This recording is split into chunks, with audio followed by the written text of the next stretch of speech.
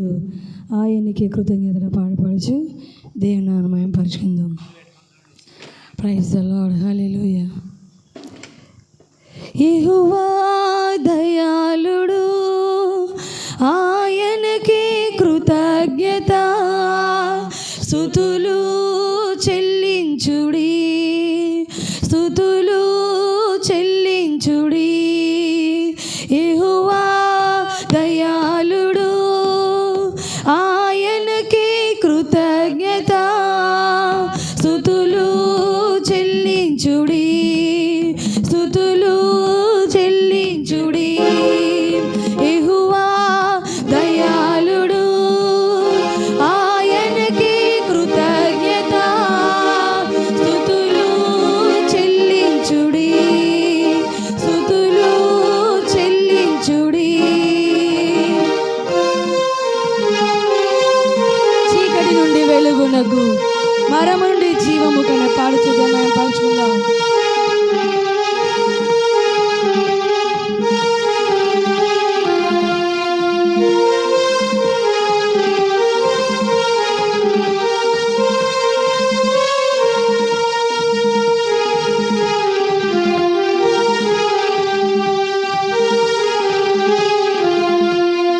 చీకటి నుండి వెలుగునకు, మరణము నుండి జీవముకు, చీకటి నుండి వెలుగునకు, మరణము నుండి జీవముకు నన్ను నడిపించితివే, నన్ను నడిపించితివే.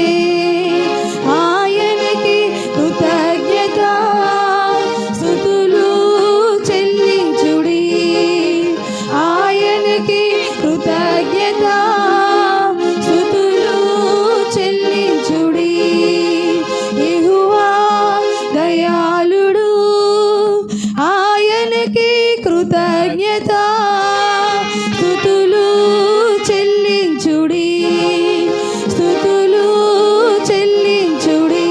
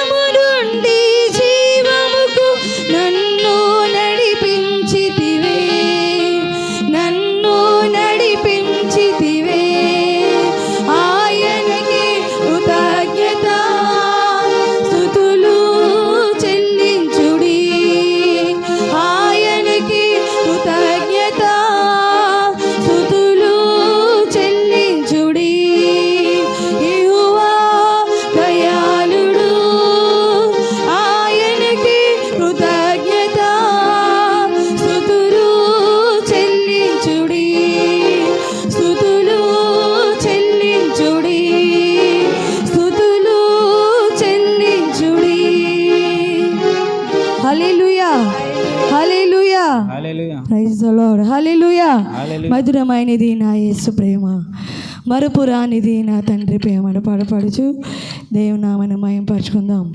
Praise the lord. హల్లెలూయా. హల్లెలూయా. గొప్ప దేవానికి వందనం చెల్లిస్తున్నాం. Praise the lord. హల్లెలూయా. జీసస్ మహిమోన్నతుడా నీకు వందనాలు.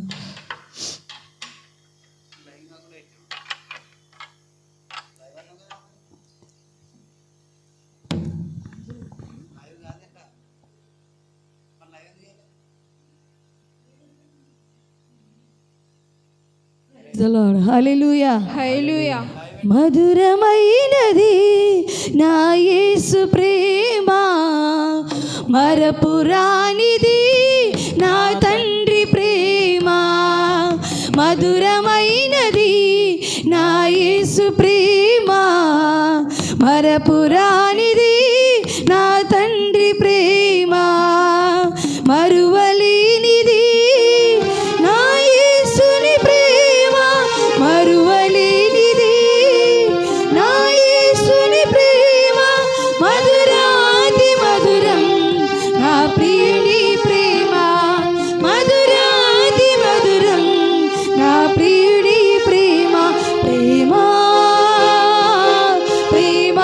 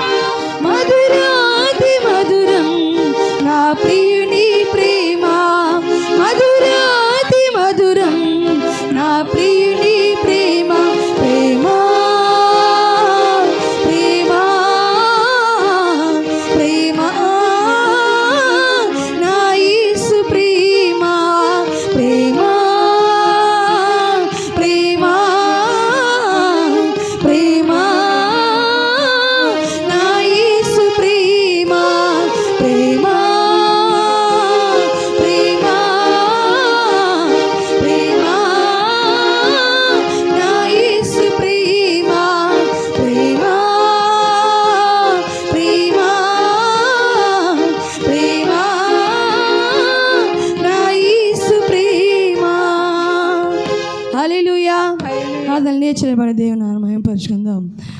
Praise the lord. హల్లెలూయా. Praise the lord. గొప్ప దేవానికి వందములు చెల్లిస్తున్నాం. Praise the lord. హల్లెలూయా. హల్లెలూయా.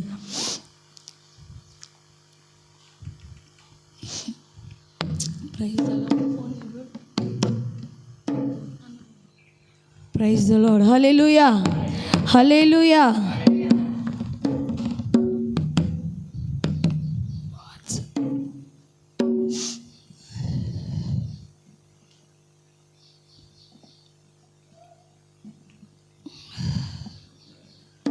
Praise the lord. యేసు నీవే కావాలయ్యా, నీవు నాతో కూడా రావాలని పాడపడుచు దేవుని నామమున పరుచుకుందాం. Praise the lord. యేసు నీవే కావాలయ్యా, నాతో కూడా రావాలయ్యా. యేసు నీవే కావాలయ్యా, నాతో కూడా రావాలయ్యా. కనుడా నీ దివ్య సన్నిధి నన్ను ఆదుకునే నా పెన్నిధి. కనుడా నీ దివ్య సన్నిధి నన్ను ఆదుకునే నా పెన్నిధి. నీవే కావాలయ్యా, నాతో రావాలయ్యా. నీవే కావాలయ్యా, నాతో రావాలయ్యా. యేసు నీవే కావాలయ్యా, నాతో కూడా రావాలయ్యా. యేసు నీవే కావాలయ్యా, నాతో కూడా రావాలయ్యా. నీవే గట్టిగా చెప్పగలరు. నాతో రావాలయ్యా, నీవే కావాలయ్యా, నాతో రావాలయ్యా. నీవే కావాలయ్యా, నాతో రావాలయ్యా. నీవే కావాలయ్యా, నాతో రావాలయ్యా. నీవు నాతో వస్తే దిగులు నాకుండదయ్యా, నీవు ఆజ్ఞాపిస్తే తెగులు నటదయ్యా అని పాడదాం.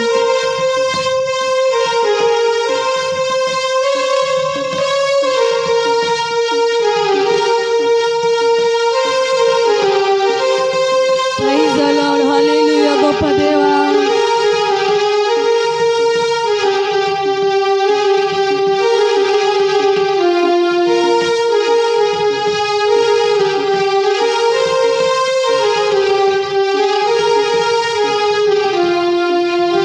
నీవే నాతో వస్తే దిగులు నాకుండదు. నీవే నాతో వస్తే దిగులు నాకుండదు. నీవే ఆజ్ఞాపిస్తే తెగులు, నీవే ఆజ్ఞాపిస్తే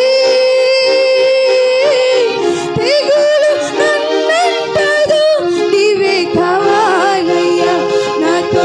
గట్టిగా చప్పలు కొడుచు ఆత్మతో సత్యంతో ఆరాధిస్తాం.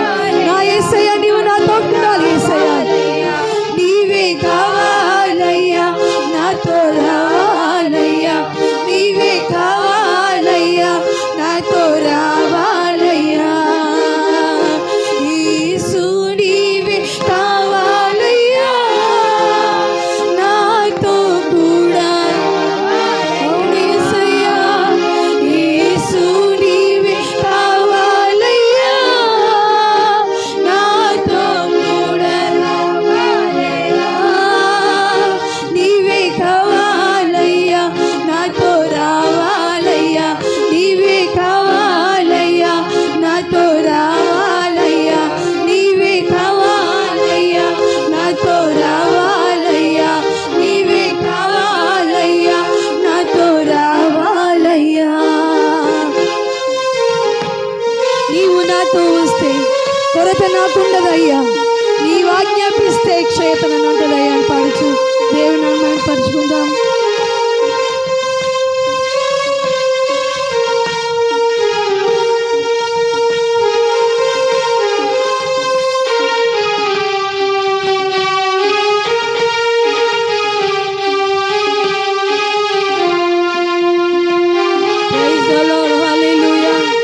గొప్ప దేవానికి వందనాలు యేసయ్యా.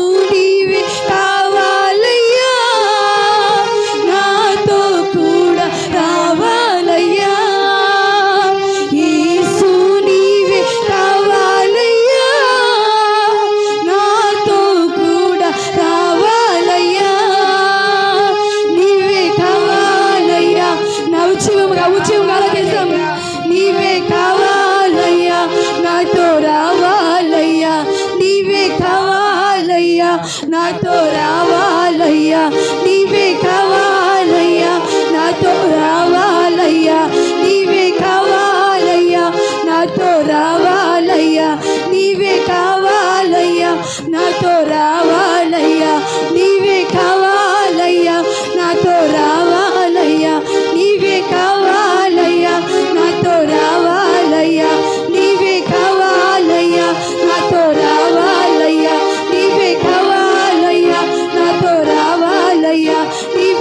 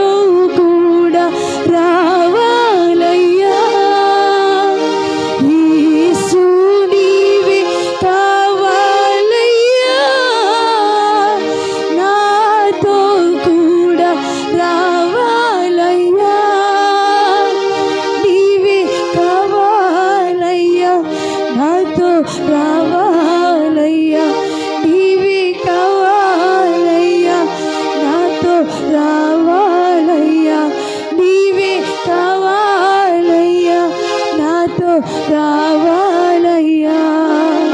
అవును యేసయ్య, నీవు నాతో ఉంటే నాకు దిగులు లేదు యేసయ్య. నీవు నాతో ఉంటే నాకు భయం లేదు యేసయ్య. నీవు నాతో ఉంటే నాకు కొరత లేదు యేసయ్య, చింత లేదు యేసయ్య. నీవు నాతో ఉండేవాడవు తండ్రి. ఓ నన్ను గణపరచువాడవు, ఓ నన్ను హెచ్చించువాడవు, ఓ నన్ను నా ప్రభువా ఈ భూమి మీద నా ప్రభువా అత్యధికముగా ఆశీర్వదించు సర్వశక్తి గల దేవుడవు నీవే తండ్రి యేసయ్య. నీకు వందనాలు, వందనాలు. నీవు నాతో ఉంటే నాకు జయము, నీవు నాతో ఉంటే ఉద్యోగములో జయము, నీవు నాతో ఉంటే కుటుంబంలో జయము, నీవు నాతో ఉంటే నా ఆత్మీయ జీవితంలో జయము, నీవు నాతో ఉంటే ఈ లోకంలో జయము, నీవు నాతో ఉంటే క్షయతమలు అంటదు నా ప్రభువా. ఏ రోగము మా తడికి చేరదు నా ప్రభువా. ఓరి అందర కురబసి అందర బాబా, ఓరి మా జోరి అందర కురబసి. హల్లెలూయా, హల్లెలూయా, హల్లెలూయా. ఓ మహిమ, మహిమ, మహిమ నీ ప్రేమను, ఓ నీ ప్రేమను కలములతో రాయగలమా? ఓ దేవా నీకు వందనాలు యేసయ్య. ఓ హల్లెలూయా, హల్లెలూయా, హల్లెలూయా. ఓ మహిమ, మహిమ, మహిమ, మహిమ. ఓ బిగ్గరగా బిగ్గరగా ఆరాధిద్దాం. మన రెండు చేతులు దేవుని వైపు చాచి, ఆకాశం వైపు చాచి, ఓ దేవా నీకు వందనాలు తండ్రి. నీ ప్రేమ కొలవలేనిది, నీ ప్రేమ మరువలేనిది, నీ ప్రేమ విడవలేనిది తండ్రి. నీకు వందనాలు, వందనాలు. హల్లెలూయా, హల్లెలూయా, హల్లెలూయా. ఓ మహిమ, మహిమ, మహిమ, మహిమ, మహిమ, మహిమ, మహిమ. కలములతో వ్రాయగలమా, కవితలతో వర్ణించగలమా, కలలతో వివరించగలమా నీ మౌనతమైన ప్రేమ.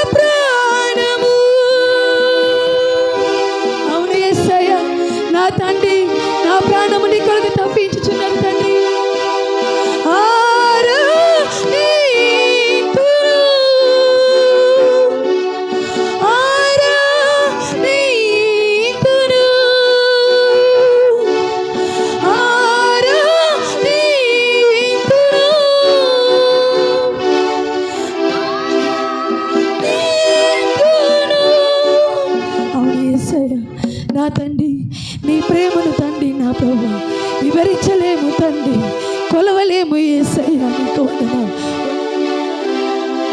దేవాది దేవా, నీకు వందనాలు యేసయ్యా, నీకు వందనాలు తండ్రి నా ప్రభువా.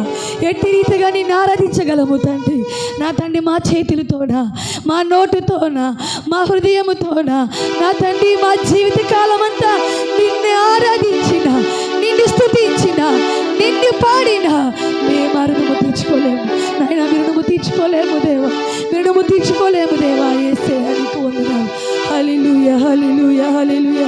అందరము బిగ్గరగా ఆరాధిస్తాం అమ్మ దేవుని సన్నిధానంలో. ఏ ఒక్క నిర్లక్ష్యముగా ఉండదు, ఏ ఒక్క నిర్లక్ష్యముగా ఉండదు. యేసయ్యా నీకు వందనాలు తండ్రి నా ప్రభువా. ఎట్టి రీతిగా స్తుతించగలము తండ్రి, ఎట్టి రీతిగా నేను ఆరాధించగలము దేవా, ఎట్టి రీతిగా నా ప్రభువా నాయన నీకు వందనాలు నా తండ్రి నా ప్రభువా, నా తండ్రి నా యేసయ్యా. నీ ప్రేమతో ఏ ప్రేమను కొలవలేము యేసయ్యా, నీ ప్రేమతో ఏ ప్రేమను మరువలేము తండ్రి నా తండ్రి. ఓ హల్లెలూయా హల్లెలూయా. ఓ తండ్రి నా ప్రభు, విరిగి నలిగిన హృదయంతో తప్ప నా తండ్రి నిన్ను ఆరాధించలేము. విరిగి నలిగిన హృదయం ప్రతి ఒక్కరికి దయచేయి. ఓ నీకు లోబడినటువంటి మనస్తత్వము దయచేయి. ఓ నా తండ్రి, నీ కొరకు బ్రతికే జీవితాలు దయచేయి, నీ కొరకు జీవించే బ్రతుకులు దయచేయి, నీ కొరకు నా ప్రభువా సమయమును గడిపే జీవితాలు దయచేయి నా ప్రభువా. నాయనా నీకు వందనాలు యేసయ్యా, నీకు వందనాలు తండ్రి. ఎందుకంటే నా ప్రభువా ఎన్నో మార్లు నా ప్రభువా మీ బలహీన పడిపోయినప్పుడు తండ్రి, ఓ నా తండ్రి ఈ జీవితము ఎందుకు, ఇక ఏమి చెయ్యలేను నేను, నాకెవరు తోడు లేరు, నాకెవరు సహాయం లేరు అన్నప్పుడు తండ్రి నువ్వు సహాయం చేసిన వాడువు తండ్రి, నువ్వు సహాయం అందించిన వాడువు యేసయ్యా. ఓ నాయనా, ఎవరు విడిచిన విడివని వాడవు తండ్రి, ఎవరు మరిచినాను మరువని వాడవు, ఎవరు నా తండ్రి మమ్మల్ని త్రోసివేసిన నా తండ్రి నువ్వు విడవండి ఉన్నావు తండ్రి. హల్లెలూయా హల్లెలూయా. తల్లి ఆయనే, తండ్రి ఆయనే, తల్లి ఆయనే, తండ్రి ఆయనే, లాలించెను పాలించెను, లాలించెను పాలించెను. ఎవరు నన్ను చేయి విడచినా యేసు చేయి విడువడు, ఎవరు నన్ను చేయి విడచినా యేసు చేయి విడువడు, చేయి విడువడు, చేయి విడువడు. అవును యేసయ్యా, నా చేయి విడవలేదు తండ్రి, కష్టంలో నా చేయి విడవలేదు నా తండ్రి, చేయి విడువాడు, నా చేయి విడువాడు. వేదన శ్రమలు ఉన్నప్పుడెల్లా, వేదన శ్రమలు ఉన్నప్పుడెల్లా వేడుకుంటుని కాపాడుని, వేడుకుంటుని కాపాడుని.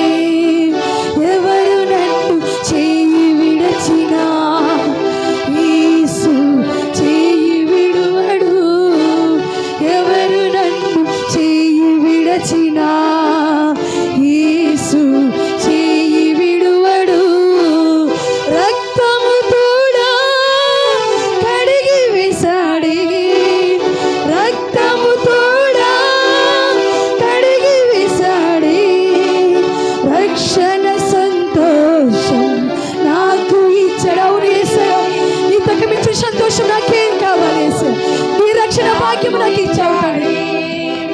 రక్షణ సంతోషం నాకు ఇచ్చాడే, రక్షణ సంతోషం నాకు ఇచ్చాడే, రక్షణ సంతోషం నాకు ఇచ్చాడే, రక్షణ సంతోషం నాకు ఇచ్చాడే.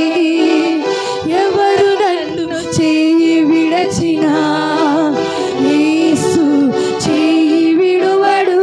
అందరూ పాడదామా? ఎవరు నన్ను చేయి విడచినా యేసు చేయి విడువడు, చేయి విడువడు, చేయి విడువడు.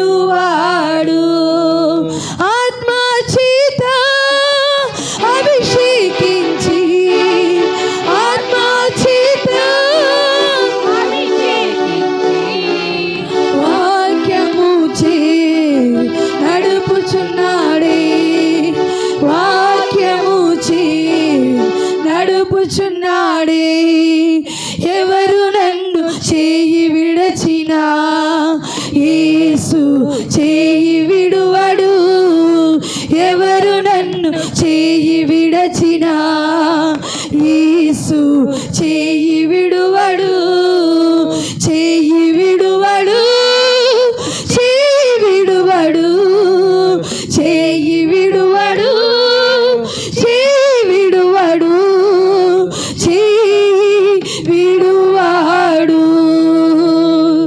నా చేయి విడువాడు. అందరూ శుద్ధంగా ఉందాం.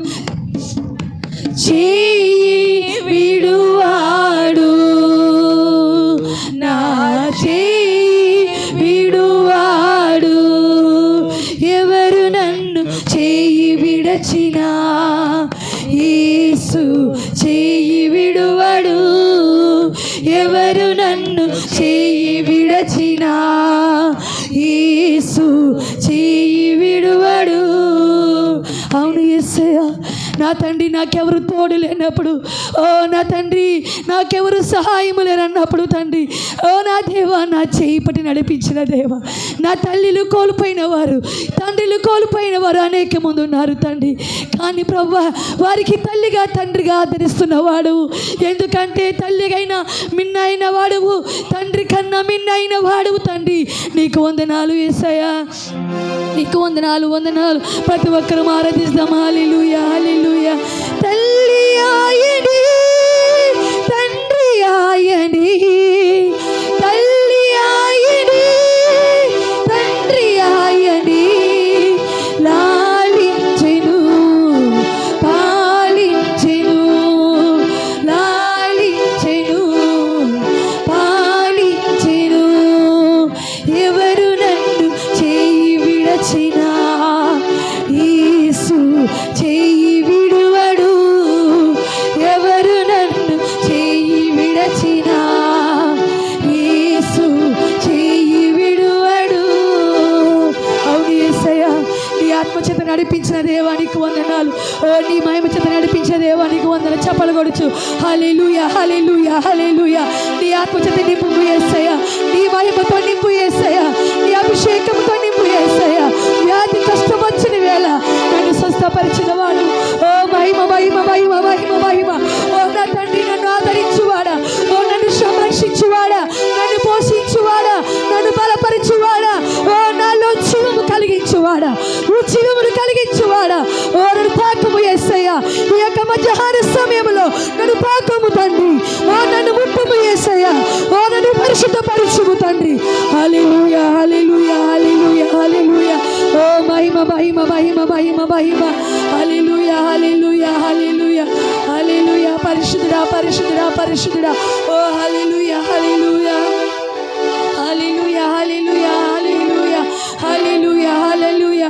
ఆత్మ చేత అభిషేకించి, ఆత్మ చేత అభిషేకించి, వాక్యము చప్పలు కొడుచు నడుపుచున్నాడే, వాక్యము నడుపుచున్నాడే, ఆత్మ చేత అభిషేకించి, ఆత్మ చేత అభిషేకించి, వాక్యము నడుపుచున్నాడే, వాక్యము నడుపుచున్నాడే, ఎవరు నన్ను చేయి విడచినా యేసు చేయి విడువడు, ఎవరు నన్ను చేయి విడచినా యేసు చేయి విడువడు, చేయి విడువడు, చేయి విడువడు, చేయి విడువడు, చేయి విడువడు, చేయి విడువాడు, నా చేయి విడువాడు, చేయి విడువాడు, నా చేయి విడువాడు. అవును యేసయ్యా, నీ వాక్యముతో నడుపుతున్న దేవానికి వందనాలు. ఓ నాయనా, నీ ఆత్మచేత అభిషేకించి, ఓ నీ వాక్యముతో నడిపించు దేవా. దేవానికి వందనాలు. ఓ నడిపిస్తున్న నా దేవానికి వందనాలు. కొలతట నా కళ్ళెత్తుచున్నాను, నాకు సహాయం ఎక్కడి నుండి వచ్చును? యెహోవానే నాకు సహాయం అన్నావు తండ్రి. ఓ నా తండ్రి మాకు సహాయం చేయవాడా. ఓ నా తండ్రి మాకు కొండలలో లోయలలో సహాయం చేయవాడా. నీకు వందనాలు యేసయ్యా. ఓ నీకు వందనాలు వందనాలు వందనాలు. ఓ పరిశుద్ధాత్మ దేవానికి వందనాలు. ఈ మధ్యాహ్న సమయంలో మమ్మల్ని దర్శించిన దేవానికి వందనాలు. మమ్మల్ని నడిపించిన దేవానికి వందనాలు. ఓ మమ్మల్ని పోషించిన దేవానికి వందనాలు. ఓ నా తండ్రి నీకు వందనాలు యేసయ్యా. ఓ గొప్ప దేవానికి వందనాలు. ఓ నా తండ్రి నన్ను నా ప్రభువా నీ ఆత్మచేత అభిషేకించుము తండ్రి. నీ మహిమతో అభిషేకించుము తండ్రి. ఓ నీ గొప్ప కార్యముతో నా తండ్రి నన్ను నింపు యేసయ్యా. నీ మహిమతో నీ మహిమతో నీ మహిమ కావాలి. ఓ నీ శక్తి కావాలి, నీ తాకుదల కావాలి, ఓ నీ అభిషేకము కావాలి. ఓ రి అందర కురబ సిరి అందర బాబా, ఓ రి మారో జోరి అందర బసో. ఓ నాయనా నీకు వందనాలు యేసయ్యా. ఓ నా తండ్రి నాతో ఉండువాడా, నాతో మాట్లాడువాడా, నన్ను నడిపించువాడా, నన్ను పోషించువాడా, ఓ నన్ను వెలుగులోనికి మార్చువాడా. ఓ గాఢ అంధకారపులో ఇల్లు సంచరించిన ఏ అపాయము రాకురాదన్నావు తండ్రి. ఓ మెట్టలలో పర్వతములలో అన్ని చోట్ల ఉండేవాడు తండ్రి. ఓ మహిమనతుడానికి వందనాలు. ఓ మమ్మల్ని మించిన మా శక్తి మించిన కష్టములు మా దానికి చేరిన వాటిని వెళ్ళగొట్టే శక్తిని మీకు అనుగ్రహిస్తున్నావు తండ్రి. అటువంటి శక్తిని మేము పొందుకుంటున్నాము యేసయ్యా. అటువంటి ఆత్మని మేము పొందుకుంటున్నాము యేసయ్యా. అటువంటి అభిషేకం మేము పొందుకుంటున్నాము తండ్రి. నీకు వందనాలు వందనాలు యేసయ్యా. ఓ పరిశుద్ధాత్మ దేవానికి వందనాలు యేసయ్యా. ఇగో ఈ మధ్యాహ్న సమయంలో ప్రతి బిడ్డ తాకట్టుకు వందము చెల్లిస్తున్నాము దేవా. ఇగో తండ్రి ఇంతవరకు మా పాదర మహిం పొందినారు తండ్రి. నీ వాక్యం ద్వారా మాతో మాట్లాడము యేసయ్యా. నీ వాక్యం ద్వారా దర్శించుము తండ్రి. నీ వాక్యం ద్వారా నా తండ్రి మా ఆత్మను నింపు యేసయ్యా. ఓ మా ఆత్మీయ జీవితాన్ని మెరుగుపరచము తండ్రి. నీ వాక్యముతో మేము బలపరచబడాలి. నీ వాక్యముతో మా నడవడిక సరిచేయబడాలి. నీ వాక్యముతో మా జీవితాలు మార్చబడాలి యేసయ్యా. అటు రీతిగా దీవించి మహిమ పొందని ప్రార్థిస్తున్నాం. నీ దాసు నిలబడి ఏడాది ఆత్మతో నింపి నా ప్రభువా నీ వాక్యం ద్వారా మాతో మాట్లాడి మహిమ పొందమని యేసు నామమున ప్రార్థిస్తున్నాము తండ్రి. ఆమేన్ ఆమేన్. దయచేసి అందరూ కూర్చుందాం.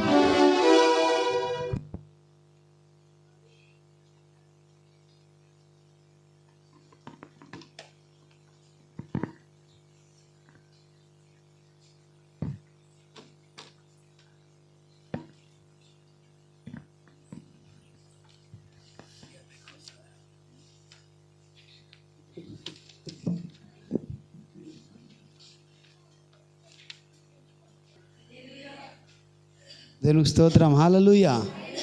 దేవునికి స్తోత్రం. సంతోషంగా ఉన్న వారందరూ కూడా రెండు చేతులు పైకెత్తి హల్లెలూయా చెప్దాం. హల్లెలూయా. దేవునికి స్తోత్రం. దేవునికి వందనాలు. మరి దేవుడు మనతో మరి మాట్లాడినట్టుగా మన హృదయాలు దేవుని తట్టు తింపుదాం. దేవునికి స్తోత్రం. హల్లెలూయా. పోయిన వారం గత వారం మనము అనేక విషయాలు మాట్లాడుతూ వచ్చాం. దేవునికి స్తోత్రం. హల్లెలూయా. సో ఈ దినం మరి పోయిన వారము వాక్యం ఏం ధ్యానించమ్మా గుర్తుందమ్మా? దేవునికి స్తోత్రం. హల్లెలూయా. ఉందా? హల్లెలూయా. ఎవరికి గుర్తులేదా? మంచిగా యేసయ్యానికి స్తోత్రం. దేవునికి స్తోత్రం. హల్లెలూయా.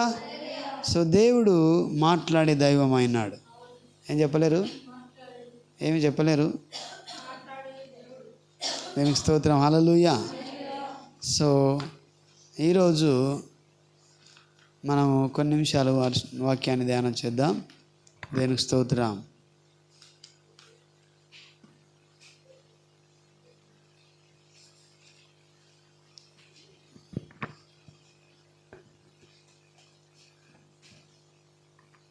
హల్లెలూయా. ఎంత హల్లెలూయా. అందరు ధ్యానిస్తున్నారా? మంచిది, చాలా సంతోషం. దేవునికి స్తోత్రం. హల్లెలూయా. సో ఈ దినము మనము మరి వాక్యం ధ్యానిద్దాం. అయితే చాలా విషయాలను మనం గమనిస్తూ వస్తున్నాం. అవునా? ఎంతమంది వాక్యాలు ప్రతి వాక్యాన్ని నెమరు వేస్తూ మరి తిరిగి దాన్ని ధ్యానిస్తున్నారు? దానికి స్తోత్రం. హల్లెలూయా. ధ్యానిస్తున్నారమ్మా? Very good. అవునా? అట్లా తలుపుతున్నారు ఒట్టిగా. ఓకే. దేనికి స్తోత్రం. హల్లెలూయా. ఓకే,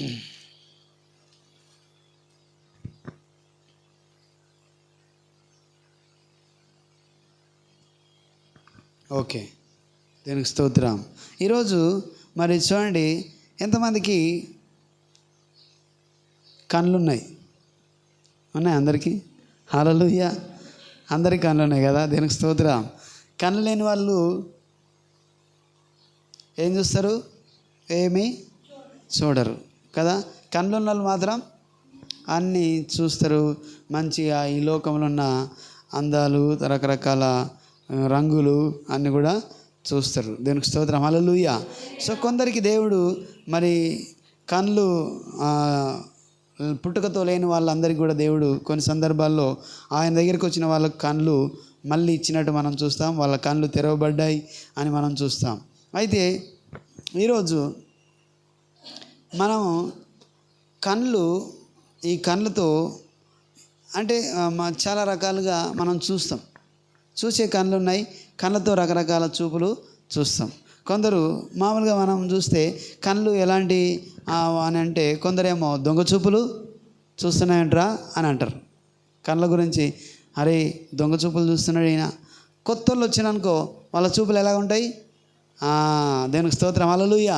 ఒక ఏరియాకు ఒక దొంగ వచ్చినంటే ఆయన చూపులన్నీ బెదురుగా ఆయన చూస్తే వెంటనే ఈయన దొంగోడేమో అని చెప్పి మనము కొంతవరకు ఏం చేయొచ్చు, గమనించే అవకాశం ఉంటుంది. దొంగ చూపులు అంటాం. హల్లెలూయా. అలాగా కొందరి మంచి చూపులు. హల్లెలూయా. అయితే దేవుడు చూసే విధానం కనికరం గల చూపు. హల్లెలూయా. కటాక్షం గల చూపు, ప్రేమ గల చూపు దేవుంది. అలాగే మనుషుల యొక్క చూపులు రకరకాలు ఉంటాయి.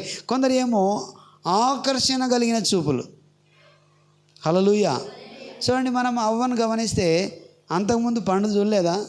మంచిగా చాలాసార్లు చూసింది, కానీ అప్పుడు మాత్రం చాలా అందంగా రమ్యంగా కనబడుతుంది. ఆమెను అట్రాక్ట్ చేస్తుంది అన్నమాట. సో చూపులు రకరకాల చూపులు ఉంటాయి. దొంగ చూపులు అంటాం. మోసపు చూపులు ఉంటాయి. ఏముంటాయి? మోసపు చూపులు ఉంటాయి. అట్రాక్టింగ్ కలిగించే చూపులు ఉంటాయి. తర్వాత ఇంకా మోహపు చూపులు కూడా ఉంటాయి. ఒక మనిషిని చూస్తే వారిని మోహపు చూపులతో చూస్తారు, మోసపు చూపులతో చూస్తారు. తర్వాత కొన్ని సందర్భాల్లో విషపు చూపు కూడా ఉంటుంది. హల్లెలూయా. ఏముంటుందమ్మా? విషపు చూపు కూడా ఉంటుంది. దేనికి స్తోత్రం. సో ఇలాగా చూపులు రకరకాలుగా ఉన్నాయి. అంతకుముందు నీవు ఎటువైపు చూస్తున్నావు అనే ఒక వాక్యం మనం చూస్తున్నాం. కొండల వైపు నేను చూస్తున్నాను, నా కన్నులెత్తి చూస్తున్నాను, నాకు సహాయము ఎక్కడి నుంచి వస్తుంది. అది సహాయం కొరకు ఎదురు చూసేదాన్ని మనం చూసాం. ఈరోజు నీ చూపు ఎలా ఉంది, ఎలాంటి చూపు నీవు కలిగి ఉన్నావు అనే విషయాన్ని మనం చూద్దాం. దీనికి స్తోత్రం. హల్లెలూయా. అయితే చాలాసార్లు చాలా రకాలుగా మనుషులు చూపులు కలిగి ఉంటారని మనం చూస్తున్నాం. చూడండి, దొంగ చూపులు కలిగి ఉంటాడు. మోసము చేసేవాడు మోసపు చూపు కలిగి ఉంటాడు. దీనికి స్తోత్రం. హల్లెలూయా. సో కాబట్టి మనుషులు రకరకాల చూపులు కలిగి ఉంటారు. కొందరైతే వాళ్ళు ఎలాంటి చూపు కలిగి ఉంటారంటే విషపు చూపు కలిగి ఉంటారు. దేవునికి స్తోత్రం. హల్లెలూయా. నీ చూపులు జాగ్రత్త. దేవుడు అన్నాడు, నీ చూపులు జాగ్రత్తగా ఉంచుకోవాలి. రకరకాలుగా మనం చూస్తాం. ఈ లోకం చూస్తున్నప్పుడు లోకంలో అనేకమైన రంగులు ఉంటాయి. వాటిని చూడంగానే జిగేల్ని అనిపిస్తాయి. అరే నాకు అది కావాలి, ఏది చూస్తే అది కావాలనుకుంటాం. మనం ఏమనుకుంటాం? ఏది చూస్తే అది కావాలనుకునేటటువంటి చూపులు కలిగి ఉంటాం. అలాగా మనుషులు రకరకాల చూపులను కలిగి ఉంటారు. అలాగే దేవుడు కూడా మన పట్ల ఆయన కటాక్షం కలిగిన చూపులు, ప్రేమ కలిగిన చూపులతో ఆయన చూస్తూ మనల్ని ఆదుకొనడానికి అవకాశం తీసుకుంటాడు. దేవునికి స్తోత్రం. హల్లెలూయా. ఇలాగా చూస్తూ చాలామంది రకరకాలుగా వాళ్ళ జీవితాలను గడిపేస్తూ ఉంటారు. అయితే మనం చూస్తున్నప్పుడు కొందరు కళ్ళు ఉండవు, ఆ కళ్ళు తెరవబడ్డప్పుడు వాళ్ళు చూసే విధానం చాలా చక్కగా ఉంటుంది.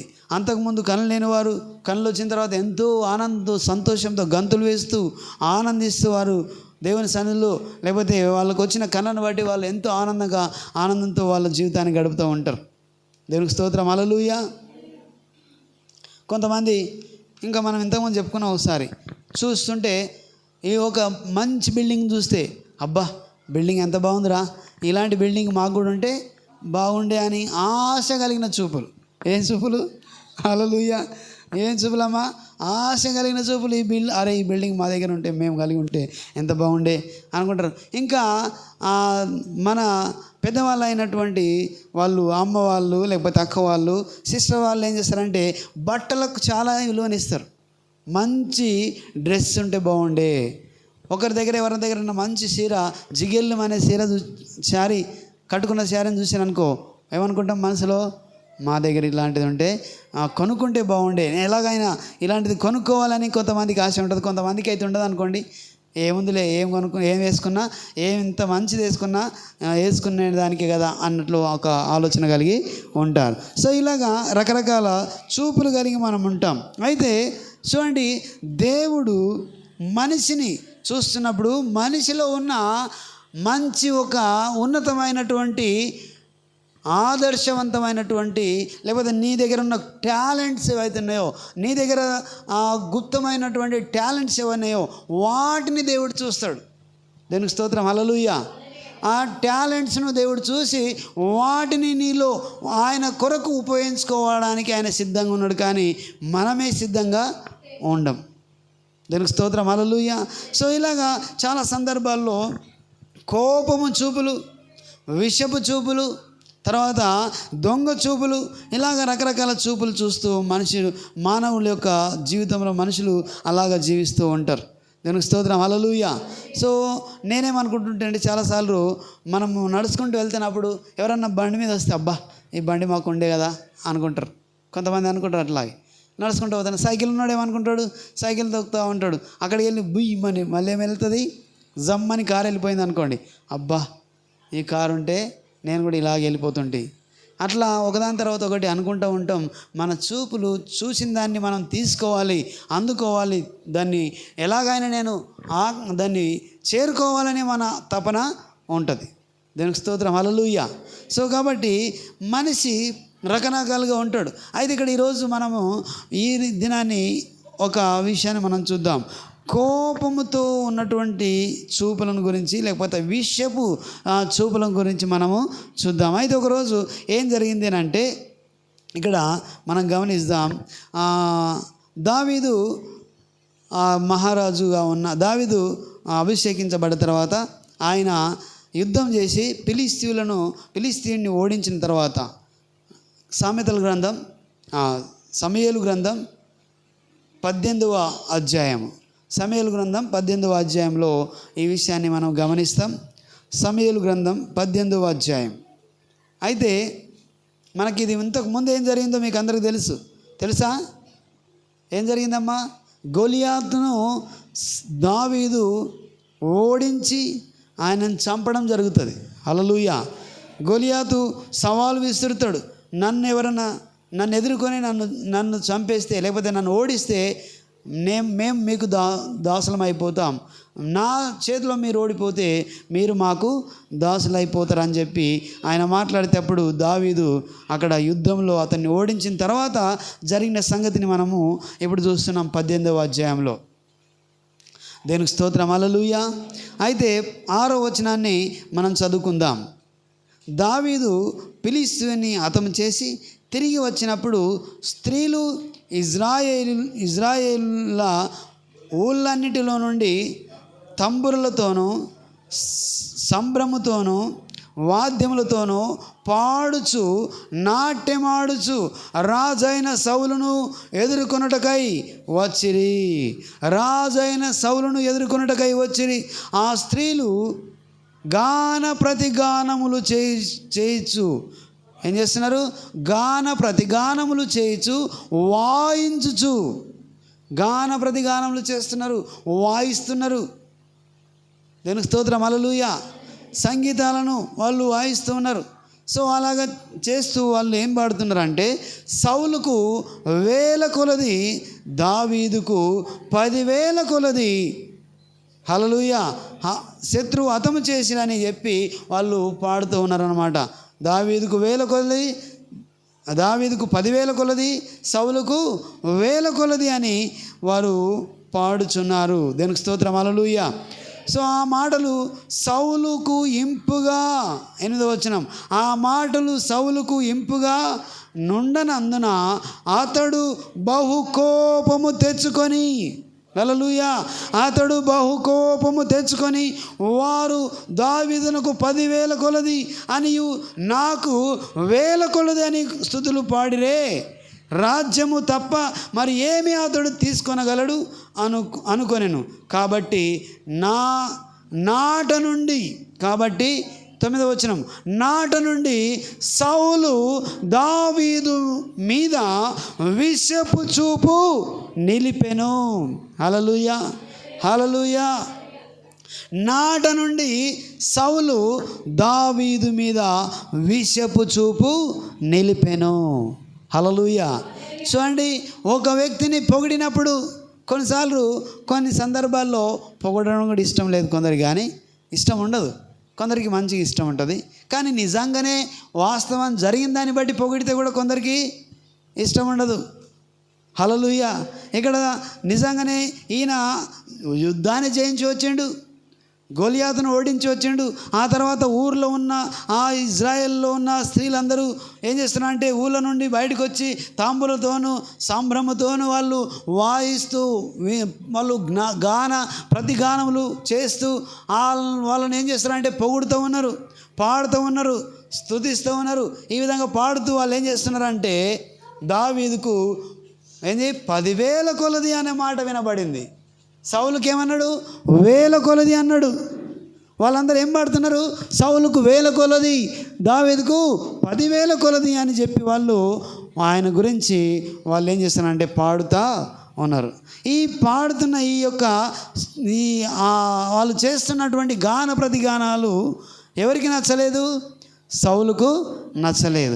ఎందుకు నచ్చలేదు అంటే అతనికేమో 10,000, దావీదుకేమో 10,000 అంటున్నారు, రాజు అయిన నాకేమో 1,000 అంటున్నారు. దేనికి స్తోత్రం, హల్లెలూయా. రాజు అయిన నాకు 1,000 పాడతారా? హల్లెలూయా.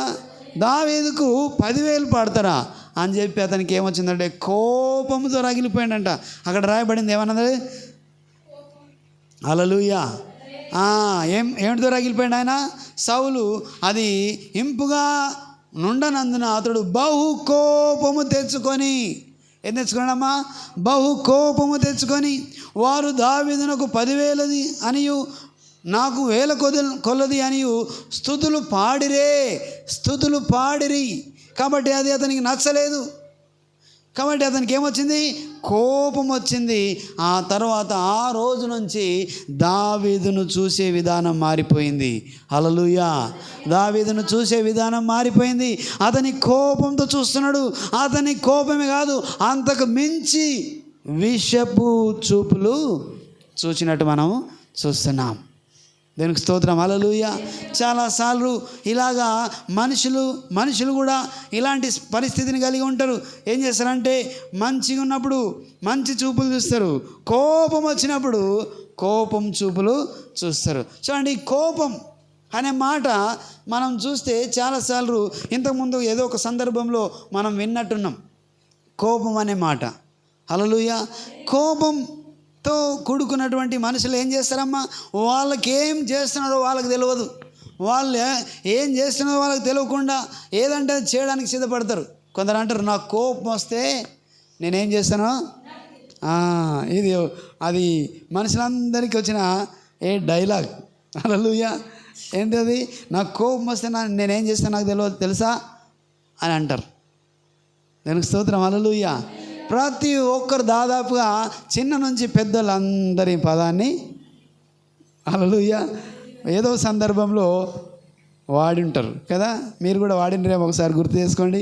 ఏ సందర్భంలో ఇట్లా అని కోపం వస్తే నీ సంగతి చెప్తా అన్నారా, లేకపోతే ఏమనుకున్నారో ఒకసారి గుర్తు చేసుకోండి.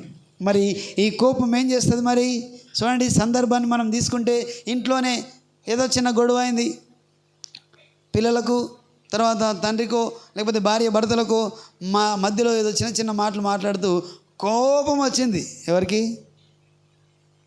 ఫాదర్కు. హల్లెలూయా. కోపం వస్తే ఏం చేస్తాడు? కొన్ని సందర్భాల్లో కోపం వస్తే మనుషులు ఏం చేస్తారు తెలుసా? చేతికి ఏం దొరికితే దాన్ని తీసుకుంటారు, తీసుకొని విసిరేస్తారు. హల్లెలూయా. చేతికి రాయి దొరికితే రాయితో విసిరేస్తారు. తర్వాత ఇంట్లో ఏమన్నా సామాన్లు ఉంటాయి కదా, ఏముంటాయి? కత్తిపీట ఉంటుంది, తర్వాత గొడ్డలు ఉంటుంది, సుత్తి ఉంటుంది, ఇంకా రకరకాలుగా ఉంటాయి. ఇది పప్పు కూతి ఉంటుంది, ఇంకా చీపురు గడ్డ ఉంటుంది, ఇంకేముంటుంది? రోలు రుద్దడానికి అదేం రోకలి బండ కూడా ఉంటుంది. ఇలాగా వాళ్ళు ఏం చేస్తారంటే ఈలపేడతోటి కొడవలు ఉంటాయి, కొడవలతోటి విసిరేస్తే అప్పుడు ఆ కోపంలో, అందుకే విసురుతున్న సందర్భంలో కోపంతో విసిరేస్తారు. అక్కడ జరిగే ప్రమాదం మన అంచనాలకు మించిందిగా ఉండే అవకాశం ఉంటుంది. హల్లెలూయా. ఏం చేస్తారు? గట్టిగా వచ్చి నెట్టేస్తే కొన్నిసార్లు గోడకు గుద్దుకొని పోతారు. గోడకు మేకలు ఉండొచ్చు, తగిలినప్పుడు ఆ తల గోడకు తగిలితే ఏమైపోతుంది? మేకలు తలకు గుద్దుకునే అవకాశం ఉంటుంది. అలాంటి సందర్భంలో నేను ఊహించని రీతిగా ఇండ్లలో జరుగుతాయి ఇలాంటివి. ఇంట్లో చిన్న వాడికి కోపపడి కుటుంబంలో కోపం తెచ్చుకొని వాళ్ళు ఏం చేస్తారంటే కోపంతో నెట్టుకోవడం, కోపంతో ఉన్నదాంతో విసిరేయడం. అప్పుడు మధ్యలో పిల్లలు వచ్చినప్పుడు పిల్లలకు కూడా ఏం చేస్తారంటే విసిరితే ఉన్న కట్టెలు కానీ ఆ వస్తువులు కానీ పిల్లలకు కూడా తగులుతాయి. కొన్నిసార్లు ఏం చేస్తారు? ప్లేట్లు కూడా విసిరేస్తారు. హల్లెలూయా. చేతి దొరికితే ప్లేట్ తోటి కూడా విసిరేస్తారు. అన్నం తినేటప్పుడు కొన్నిసార్లు కోపం వస్తే కొందరు అన్నం ప్లేట్ని విసిరేస్తారు. ఇట్లా రకరకాలుగా ఉంటారు జనాలు. అయితే కోపం వచ్చినప్పుడు మనము కొన్నిసార్లు స్థిమితాన్ని కోల్పోతాం, మన స్థితి, మనకున్న ఆలోచన విధాన్ని కోల్పోతాం. అందుకే కోపంలో నిర్ణయం తీసుకోకూడదు. కొన్నిసార్లు అందుకే గొడవపడి కోపం వచ్చి నేను వెళ్ళిపోతున్నా, నేను ఇప్పుడు చనిపోతా అని చెప్పేసి పోతాడు. ఏమవుతుంది? కోపంలో నిర్ణయం తీసుకుంటే నిజంగానే చనిపోయే ప్రమాదంలో వాళ్ళు పడిపోతారు. దేవునికి స్తోత్రం. హల్లెలూయా. అందుకే కోపంలో నిర్ణయం తీసుకోకూడదు, జాగ్రత్త వహించాలి. ఒక 5 నిమిషాలు, 2 నిమిషాలు, 10 నిమిషాలు అక్కడ ఉన్న పరిస్థితిని మనం దాటవేయాలి. అప్పుడు ఆ నిర్ణయం మారిపోతుంది. అయ్యో కొట్టింది ఎవరులే, తిట్టింది ఎవరులే, మా మమ్మీ కోప్పడింది ఎవరులే, మా భర్త, నా భార్య అనే ఒక ఆలోచన వచ్చినప్పుడు మనం ఏం చేస్తామంటే తగ్గించి ఆ నిర్ణయాన్ని మనం సరి అయిన నిర్ణయం తీసుకుంటాం. లేదంటే కోపంలో నిర్ణయం తీసుకున్నామంటే మనం ఏం చేస్తాం మనకు తెలియదు. కొన్నిసార్లు అవతలను ప్రమాదంలో నెట్టేస్తాం, లేకపోతే మనమే ప్రమాదంలోకి వెళ్ళిపోయే అవకాశం ఉన్నది. దేవునికి స్తోత్రం. హల్లెలూయా. అందుకే కోపంతో నిర్ణయాలు తీసుకోకూడదు. ఇక్కడ సౌలు కోపంతో నిర్ణయం తీసుకున్నాడు. దేవునికి స్తోత్రం. హల్లెలూయా. దావీదు 10,000 అనే స్తుతి ఆయనకు నచ్చలేదు కాబట్టి అతనికి కోపం వచ్చేసి రగిలిపోయి ఇంకా అతని మీద విషపు చూపులు నిలిపినట్టు మనం చూస్తున్నాం. దేవునికి స్తోత్రం. హల్లెలూయా. ఈ విషపు చూపులతో, ఈ కోపంతో దావీదును ఎలాగైనా ఇతన్ని మనం ఏం చేయాలంటే తగ్గించాలి, ఎలాగైనా ఇతన్ని ఆ యొక్క స్తుతులు అతనికి దక్కకుండా చేయాలి అనే ఒక ఆలోచన సౌలుకు వచ్చింది. దేవునికి స్తోత్రం. హల్లెలూయా. కాబట్టి అతన్ని ఏదో రకంగా అతన్ని నేను అణిచివేయాలి అనే ఆలోచనతో అతను ఉన్నాడు. ఆ తర్వాత రోజుల్లో అక్కడ తర్వాత చూస్తే అతన్ని తర్వాత చంపడానికి ప్రయత్నం చేస్తాడు. ఆ తర్వాత కొన్ని సందర్భాల్లో ఆయనను వెంటాడుతూ ఉంటాడు. ఆయన తనంత తప్పించుకోవడానికి కొండలకు వెళ్ళిపోతాడు, అరణ్యంలోకి వెళ్ళిపోతాడు, రకరకాల ప్రాంతాల్లో తనను తాను తలదార్చుకోవడానికి ప్రయత్నం చేస్తూ ఉంటాడు. ఇలాగా ఒక సందర్భంలో ఆమె ఎవరు అంటే తన భార్య ఆయన మీకాలు తనను తప్పించినట్లు మనము చూస్తాం. ఈ యొక్క అవకాశాన్ని తీసుకొని 19వ అధ్యాయంలో మనం చూస్తాం. ఆమె తప్పించి ఆయనను కిటికీ గుండా దింపి ఆయనను పారిపోయేటట్లు చేస్తుంది. ఆ తర్వాత తన తండ్రి ఆమె దగ్గరికి మనుషులను పంపించి ఆయన తీసుకురాని అంటే ఆయనకు బాగలేదు, జ్వరం, ఆయన జబ్బుతో ఉన్నాడంటే మంచం ఎత్తుకొని రండి అని చెప్తాడు. హల్లెలూయా. చూడండి అక్కడ మనం చూస్తే 19వ అధ్యాయంలో మనం గమనిస్తే 19వ అధ్యాయంలో 11వ వచనం, ఉదయమున అతన్ని చంపవలనని పొంచి ఉండి దావీదును పట్టుకున్నట్టుకై సౌలు అతని ఇంటికి దూతలను పంపగా దావీదు భార్య అయిన మీకాలు నీ రాత్రి ప్రాణమును దక్కించుకుంటేనే కానీ రేపు నీవు చంపబడదు అని చెప్పి కిటికీ గుండా దావీదును దింపగా అతడు తప్పించుకొని పారిపోయాను. హల్లెలూయా, హల్లెలూయా. ఇదిగో కొన్ని సందర్భాలు ఏం చేస్తారంటే మనసులో పెట్టుకుంటారు, ఎట్లన్నా చేసి వీళ్ళని ఏమైనా చేయాలరా అని చెప్పి కొంతమంది మనసులో ఏం నింపుకుంటారు, కోపం నింపుకొని తర్వాత అది కొంచెం పెరిగిపోయి విషయం మారిపోతుంది. ఏం మారిపోతుంది, విషయంగా మారిపోయి ఏమైనా చేయాలని చెప్పి వాళ్ళు ఎంతకన్నా తెగించే అవకాశం ఉంటుంది. చూడండి, ఇది నచ్చలేదు అతన్ని పొగడడం, రాజుకు నచ్చలేదు. రాజు కన్నా ఆ వ్యక్తికి ఎక్కువ చెప్తారా అని చెప్పి అతనికి నచ్చక అతని మీద విషము చూపులు నేర్పి అతని ఎలాగైనా అతని తుదముట్టించాలని చెప్పి ఆయన చంపడానికి సిద్ధపడిండు. దీనికి స్తోత్రం, హల్లెలూయా. సో ఈ రీతిగా మన ఆలోచనలు కూడా కొన్ని సందర్భాల్లో కొన్ని వ్యక్తుల పట్ల కొందరు మనుషుల పట్ల ఒక సందర్భాల్లో శత్రుత్వాన్ని పెంచుకుంటారు. కొన్నిసార్లు మంచి జరిగించినప్పుడు కూడా మెచ్చుకుండడం కొందరికి ఇష్టం ఉండదు. ఇలాంటి సందర్భాల్లో మనుషులకు ఏమొస్తా అంటే కోపం వచ్చేసి మనుషులను ఎలాగైనా వారిని రూపుమాపాలి, వారిని తగ్గించాలి, వారి శక్తిని కోల్పోయేటట్టు చేయాలి అని చెప్పి వాళ్ళ గౌరవాన్ని కించపరిచేటట్టు చేయాలని చెప్పి రకరకాల ఆలోచన చేస్తూ ఉంటారు. దానికి స్తోత్రం, హల్లెలూయా. సో ఇలాగా మనిషి యొక్క కోపము చాలా ప్రమాదకరమైంది. ఇంట్లో మనం ఆలోచన చేసినాం. సో అలాగా ఊర్లలో అన్నదమ్ముల మధ్యలో తగాదాలు వస్తాయి, భూముల మధ్యలో తగాదాలు వస్తాయి. ఈ మధ్య కాలంలో మీరు పేపర్లో వింటున్నారా, చూస్తున్నారా, ఏం చేస్తారంటే అన్నదమ్ముల మధ్యలో తగాదాలు వచ్చి వాళ్ళు చంపేసేంత వరకు వెళ్ళిపోయారు.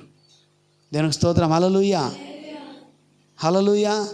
సో మామూలుగా మాట్లాడుకుంటే పోయేది, కానీ కొలుసుకొని పంచుకుంటే పోయేది. కానీ ఏమవుతుందంటే ఏమైనా చేసి వీడిని వేసేస్తే ఇంకా భూమి అంతా మనకు వస్తుందా అన్న ఆలోచనలు కూడా చాలామందికి ఉంటాయి. ఇలాంటి ఆలోచన కలిగిన వ్యక్తులు కోపంలో ఏం చేస్తారంటే ఆ మనుషులను చంపేదానికి వెళ్ళిపోతారు. సో అందుకే మనం గమనిస్తే మనిషి యొక్క చూపులు చాలా ప్రమాదకరమైనవి.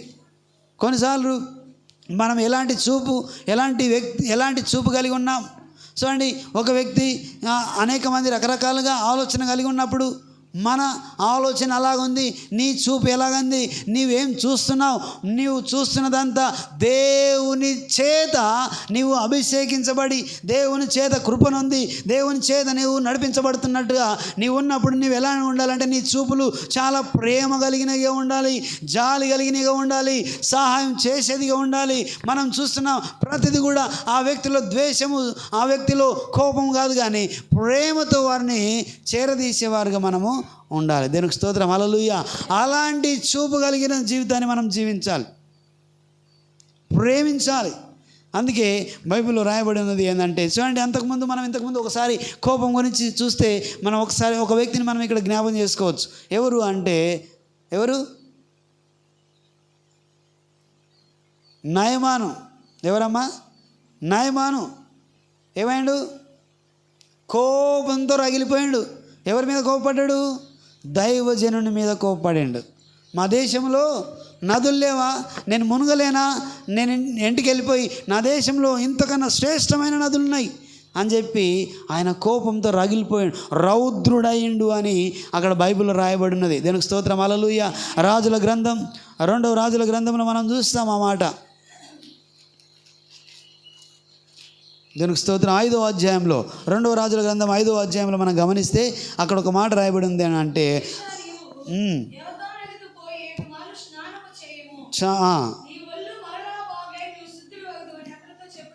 చెప్పుటకు ఒక దూతను పంపెను. అందుకు నయమాను కోపము తెచ్చుకొని తిరిగిపోయి ఇట్లనెను, అతడు నా యొద్దకు వచ్చి నిలిచి తన దేవుడైన యెహోవా నామమును బట్టి తన చెయ్యి రోగము ఉన్న స్థలం మీద ఆడించి కుష్ఠరోగమును మాన్పిననుకొంటిని. దమస్కు నదులైన అబనాయును ఫర్ఫారును ఇజ్రాయేలు దేశంలోని నదులన్నిటికంటే శ్రేష్టమైనవి కావా, వాటిలో స్నానం చేసి శుద్ధి నొందలేనా అనుకొని రౌద్రుడై, ఆమేన్, హల్లెలూయా. ఏమైపోయాడు ఆయన? రౌద్రుడై తిరిగి వెళ్ళిపోయాను. రౌద్రుడై కోపము తెచ్చుకొని రౌద్రుడై తిరిగి వెళ్ళిపోయాడు. ఆయనకి ఎవరి మీద కోపం వచ్చిందంటే ఆ దైవజనుడి మీద కోపం వచ్చింది. అక్కడ ఉన్న దైవజనుడు ఎవరు? ఎలీషా ఉన్నాడు. హల్లెలూయా. నేను రాజు యొక్క నేను రాజు యొక్క సైన్యాధ్యక్షుడను, ఒక దేశానికి సైన్యాధ్యక్షుడను. నేను అన్నీ ఏవి కావాలంటే అవి తీసుకొచ్చిన, ఇవన్నీ తీసుకొని నా దగ్గరికి వచ్చి ఇట్లా నెమిరి నన్ను బాగుపరుస్తాడేమోనంటే అతను ఏం చేసిండు? నదిలో మునిగమని చెప్పి పంపిస్తాడా అని చెప్పి కోపంతో రగిలిపోయాడు. దేవునికి స్తోత్రం. హల్లెలూయా. చాలాసార్లు ఇలాగే మనం చేస్తాం. ఏం చేస్తామంటే మనం దేవుడు చెప్పిన దానికి లోబడక, దేవుడు చెప్పిన దానికి మనం చెవి ఒగ్గక మన సొంత నిర్ణయాలు తీసుకొని ఇలాగుంటే బాగుంటుంది, ఇలా చేస్తే బాగుంటుంది, ఇలాగ చేయాలి అని చెప్పి మనకు మనమే అనుకొని మనం ఆ విధంగా వెళ్ళిపోవడానికి ప్రయత్నం చేస్తాం. కానీ దేవుని మాటకు లోబడము. అక్కడ ఉన్న దైవ సేవకుని యొక్క మాటకు కూడా లోబడే అవకాశాన్ని తీసుకోం. ఆయన ఏమన్నాడు? నీవు నదిలో మునిగితే నీవు పసి పిల్లవాని దేహముగా నీ దేహం మారిపోతుంది అని చెప్పిండు. కానీ ఆయన ఏమన్నాడు? నా దగ్గరకు వచ్చి నా కుష్ఠరోగం ఎక్కడుందో అక్కడ చేతి నెమరి బాగు చేస్తాడేమని అనుకుంటే ఆఫ్టర్ ఆల్ ఒక మనిషిని పంపిస్తాడా నా దగ్గరికి? పంపించి ఏం చేస్తాడు? మళ్ళీ నదిలో మునిగమంటాడా?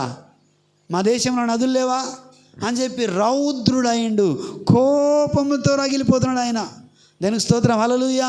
కోపంతో రగిలిపోయి అంటున్నాడు, నా దేశంలో నదులు లేవా? ఇంతకన్నా శ్రేష్టమైన నదులు ఉన్నాయి, నేను అందులో మునిగి బాగుపడలేనా అని అతని కోపంతో రగిలిపోతున్నాడు. చూడండి, కోపంలో ఒక నిర్ణయం తీసుకుంటే ఏం జరుగుతుందంటే అతనికి వచ్చే అవకాశాన్ని కోల్పోతాం, మనం బాగుపడే అవకాశాన్ని కోల్పోతాం, మనం స్వస్థత పడే అవకాశాన్ని కోల్పోతాం. అక్కడ ఆయన చెప్పింది చేయకుండా ఆయన ఏం చేస్తాడంటే తిరిగి వెళ్ళిపోవడానికి సిద్ధపడ్డాడు.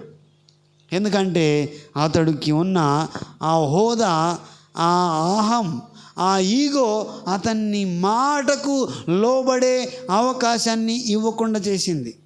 దానికి స్తోత్రం. హల్లెలూయా. నేనేంటి ఒక దేశానికి సైన్యాధ్యక్షుడైన నన్ను నదిలో మునుగమని పంపిస్తాడా అనే ఒక హోదాతో ఉన్న అతని ఆలోచన, ఒక అహంతో ఉన్న అతని ఆలోచన, ఒక అధికారంతో ఉన్న అతని ఆలోచన ఏం చేసిందంటే ఆ కోపంలో ఆ నిర్ణయం తీసేసుకున్నాడు. ఏం నిర్ణయం తీసుకున్నాడు? నా దేశంలో నదులు లేవా అని తిరిగి పోవడానికి సిద్ధపడిపోయాడు ఆయన. దానికి స్తోత్రం. హల్లెలూయా. అంటే ఒక నిర్ణయం కోపంలో తీసుకుంటే ఎంత ప్రమాదం గురి చేస్తుందో చూడండి. ఇతడు వచ్చింది ఎందుకు? స్వస్థపడడానికి. ఇతడు వచ్చింది ఎందుకు? శుద్ధి పొందడానికి. కానీ చెప్పింది చేయకుండా ఆయన కోపపడి ఆ నిర్ణయం తీసుకొని అంటున్నాడు, నా దేశంలో శ్రేష్టమైన నదులు లేవా? నేను వాటిలోకి వెళ్ళి నేను మునిగి బాగుపడలేనా అని చెప్పి ఆయన తిరిగి వెళ్ళిపోవడానికి సిద్ధపడిపోయాడు. దీనికి స్తోత్రం. హల్లెలూయా. సో కాబట్టి చాలా ప్రమాదం ఏంటంటే మనుషుడు ఒక కోపంలో ఒక నిర్ణయం తీసుకున్నాడంటే అది ఎంతవరకు వెళ్తుందంటే మనకొచ్చే దీవెన, మనకొచ్చే స్వస్థత, మనకొచ్చే ఆరోగ్యం, దేవునికి స్తోత్రం. హల్లెలూయా. ఇవి అన్నిటినీ మనమే వద్దని చెప్పుకున్నట్లు మనం చేస్తున్నాం. దేవునికి స్తోత్రం. హల్లెలూయా. దేవుడేమో ఇవ్వాలని చూస్తున్నాడు, కానీ నీకున్న ఈగో, నీకున్న ఆహం, నీకున్న కోపం, నీవేమైపోతున్నావు అంటే ఆ కోపంలో నిర్ణయం తీసుకొని నీవు దేవుడిచ్చే ఒక అవకాశాన్ని కోల్పోయే ప్రమాదం మనం తెచ్చుకుంటున్నాం. దేవునికి స్తోత్రం. హల్లెలూయా. కాబట్టి చాలా సందర్భాల్లో ఇలాగే జరిగినప్పుడు మనం కోపంలో నిర్ణయం తీసేసుకొని మనం వచ్చే ఒక మంచి స్వస్థత లేకపోతే మంచి దేవుని యొక్క ఉద్దేశాన్ని మన ద్వారా జరగడానికి, నీ ద్వారా దేవుని ఉద్దేశం జరగాలనే అనే చిత్తం అది జరగకుండా ఎవరు ఆపేస్తున్నారు? దేవుడు ఆపేస్తున్నాడా? ఎవరు ఆపేస్తున్నారమ్మా? హల్లెలూయా. మనమే ఆపేసేసి నాకొద్దు అన్నట్టుగా మనం చూస్తున్నాం. దీనికి స్తోత్రం. హల్లెలూయా. సో కాబట్టి చాలాసార్లు ఈ కోపంలో నిర్ణయం తీసుకోవడానికి మనం ఏం చేయకూడదు? నిర్ణయం తీసుకోకుండా జాగ్రత్త వహించాలి. దానికి స్తోత్రం. హల్లెలూయా, హల్లెలూయా. సో కాబట్టి చాలా సందర్భాల్లో ఇలాగా మనం కోపంలో నిర్ణయం తీసుకొని కొన్ని సందర్భాలు ఏమవుతాయంటే దేవుడిచ్చే ఆధిక్యతను, దేవుడిచ్చే స్వస్థతను, దేవుడిచ్చే కృపను, దేవుడిచ్చే ఆరోగ్యాన్ని కోల్పోయే ప్రమాదాన్ని మనమే తెచ్చుకుంటాం. దేవునికి స్తోత్రం. హల్లెలూయా. అందుకే కొన్ని సందర్భాల్లో నమ్ముతున్నావా అని ఎందుకు అడుగుతాడు దేవుడు అంటే, నమ్ముతున్నాను అన్నప్పుడు నీకు దేవుడిచ్చే ఆ కృప ద్వారా దేవుడిచ్చే స్వస్థతను నేను పొందుకుంటావా లేదా అని ఆయన నీలో ఉన్నదాన్ని చూస్తాడు. అందుకే ఈ వ్యక్తి అంత దూరం నుంచి వచ్చాడు, ఒక దేశం నుంచి వచ్చాడు, మంచి ఏం తెచ్చాడు, ఆయనకున్న మంచి హోదాతో వచ్చాడు, ఇంకా ధనం తీసుకొచ్చాడు, బంగారం తీసుకొచ్చాడు, అతను ఏది తేవగలిగితే అవన్నీ తీసుకొచ్చాడు. కానీ చెప్పిన మాటకు లోబడట్లే. ఎక్కడ లోబడలేడు? చెప్పిన మాటకు లోబడడం లేదు. ఎందుకంటే అతడు ఎలాగొచ్చాడు? ఆయన సైన్యాధ్యక్షుడిగా వచ్చాడు, ఒక హోదాలో వచ్చాడు. చూడండి, ఎవరేమైనా ఒక డాక్టర్ దగ్గరికి వెళ్ళినప్పుడు ఎలాగ వెళ్ళాలి? పేషెంట్ లాగా వెళ్తాం, అవునా? అంతే కదా? కాదు, అలా కాకుండా నేను ఎవరో తెలుసా, నేను ఈ ప్రాంతానికి, ఈ గ్రామానికి నేను లీడర్, లేకపోతే ఈ గ్రామానికి నేను పెద్ద, లేకపోతే ఈ గ్రామానికి నేను పలానా సర్పంచ్లో, లేకపోతే ఇంకా ఒక లీడరు, ఒక నాయకుడను అని చెప్పి అని అంటే అతనికి ఏంటి? డాక్టరు ఎవరిని చూస్తాడు? అతనిలో పేషెంట్నే చూస్తాడు. హల్లెలూయా. పేషెంట్నే చూసి అతనికి ఉన్న ట్రీట్మెంట్ ఇస్తాడు తప్ప, లేదు నన్ను ఇట్లా చేయి అట్లా చేయి అంటే అక్కడ కుదరదు. అలాగే దేవుని దృష్టిలో మనం ఎవరమైనా సరే ఆయన బిడ్డలుగా, ఆయన కుమారులుగా, ఒక వ్యక్తులుగా మనకు స్వస్థత ఇవ్వడానికి ఆయన చూస్తున్నాడు. ఇక్కడ నయమాన్ అలాగే ఉన్నాడు. ఆయన వచ్చింది, ఆయన ఒక పేషెంట్గా వచ్చాడు, అతనికి ఉన్న రోగంతో వచ్చాడు, దాన్ని తగ్గించుకోవాలి. అక్కడ దైవజనుడు అంటున్నాడు, నువ్వు ఫలానా నదిలోకి వెళ్ళి నువ్వు మునిగితే నువ్వేమైపోతావు? బాగుపడతావు అని అంటే, లేదు నా దగ్గరికి వచ్చి ఇలాగనే మరి బాగు చేస్తాడేమంటే మాటలు చెప్పి పంపిస్తాడా అని చెప్పి ఆయన కోపంతో నిర్ణయం తీసేసుకొని వెళ్ళిపోవడానికి సిద్ధపడ్డాడు. హల్లెలూయా. ఇక్కడ ఏం జరిగింది? కోపంలో నిర్ణయం తీసుకొని దాంట్లో అతడు వచ్చే ఆ స్వస్థతను కోల్పోయే ప్రమాదాన్ని తెచ్చుకున్నాడు. దేవునికి స్తోత్రం. హల్లెలూయా. కాబట్టి మనం కూడా చాలా సందర్భాల్లో ఏం చేయకూడదమ్మా? కోపంలో నిర్ణయం తీసుకుంటే ఇలాంటి సందర్భాల్లో మనము దేవుని నుంచి వచ్చేటటువంటి అవకాశాన్ని మనం కోల్పోయే అవకాశం ఉన్నది. ఇక్కడ కూడా చూడండి, ఈయన కోపంలో నిర్ణయం తీసుకున్నాడు. ఎవరు? సౌలు కూడా కోపంతో ఆయన మీద ఏం చేసిండు? విషపు చూపు చూసిండు. దావీదును విషపు చూపు చూసి అతన్ని ఎలాగైనా ఏం చేయడానికి సిద్ధపడ్డాడు. లాస్ట్కు ఆయనను చంపేయాలని నిర్ణయం తీసుకున్నాడు. దేవునికి స్తోత్రం. హల్లెలూయా. సో కాబట్టి మనం కూడా జాగ్రత్త వహించాలి. మనం కూడా ఏం చేయకూడదు అంటే కోపంలో నిర్ణయము తీసుకోకూడదు. ఇంట్లలో కూడా చాలా సందర్భాల్లో పిల్లల మీద కూడా పెద్దలైన మనం కూడా కొన్నిసార్లు ఏమవుతామంటే కోపంలో నిర్ణయం తీసేసుకొని ఎడాపెడ కొడితే వానికి తాకని చోట తాకేస్తే ఏమైపోతాడు? పడిపోతాడు. హల్లెలూయా. పడిపోయే ప్రమాదం ఉంది. అప్పుడే మళ్ళీ ఎవరు చూపెట్టాలి? మళ్ళీ పరిగెత్తుకొని ఎక్కడ వెళ్ళాలి? హాస్పిటల్కి వెళ్ళాలి, వాళ్ళని చూపెట్టాలి. అదంతా మళ్ళీ డాక్టర్ దగ్గరికి వెళ్తే డాక్టర్ అంటే ఏమైందయ్యా అంటే ఇట్లా అబద్ధం చెప్పేస్తాం. మనం పడిపోయిండు అంటాం, కొట్టిండనే సంగతి చెప్పాం. కొట్టిండంటే డాక్టర్ ఏం చేస్తాడు? నీకు బుద్ధిందా? ఇంత పిల్లగాని ఇలా కొడతావా అని చెప్పి తిడతారని చెప్పి మనం చేస్తాం. మళ్ళీ లేదు పడిపోయిండండి అని చెప్తాం. దేవునికి స్తోత్రం. హల్లెలూయా. కాబట్టి కోపంలో ఏం చేయకూడదు? నిర్ణయము తీసుకోకూడదు. దేవునికి స్తోత్రం. హల్లెలూయా. కాబట్టి చాలా జాగ్రత్తగా ఇంట్లో పిల్లల మీద కానీ, తర్వాత భార్య మీద కానీ, భర్త మీద కానీ, అన్నదమ్ముల మధ్యలో కానీ ఏదొచ్చినా చాలా ఆలోచన కలిగి వెంటనే కోపంతో నిర్ణయం తీసుకొని మనం ప్రమాదంలో పడకూడదు అనే దాన్ని మనం గమనిస్తున్నాం ఇక్కడ. దేవునికి స్తోత్రం. హల్లెలూయా. సో కాబట్టి కోపపు చూపులు మనిషిని ఏం చేస్తాయంటే అవేం చేస్తాయి? మనల్ని దేవుని యొక్క ప్రణాళిక మన పట్ల నెరవేరకుండా చేస్తాయి. దానికి స్తోత్రం. హల్లెలూయా. దేవుని యొక్క ప్రణాళిక మన పట్ల నెరవేరకుండా చేయడానికి అవకాశం ఉంటుంది. కాబట్టి మనం ఏం చేయాలంటే కోపముతో నిర్ణయము తీసుకోకూడదు. దానికి స్తోత్రం. హల్లెలూయా. హల్లెలూయా. చూడండి, యాకోబు పత్రిక 5వ అధ్యాయం, ఒక నిమిషం.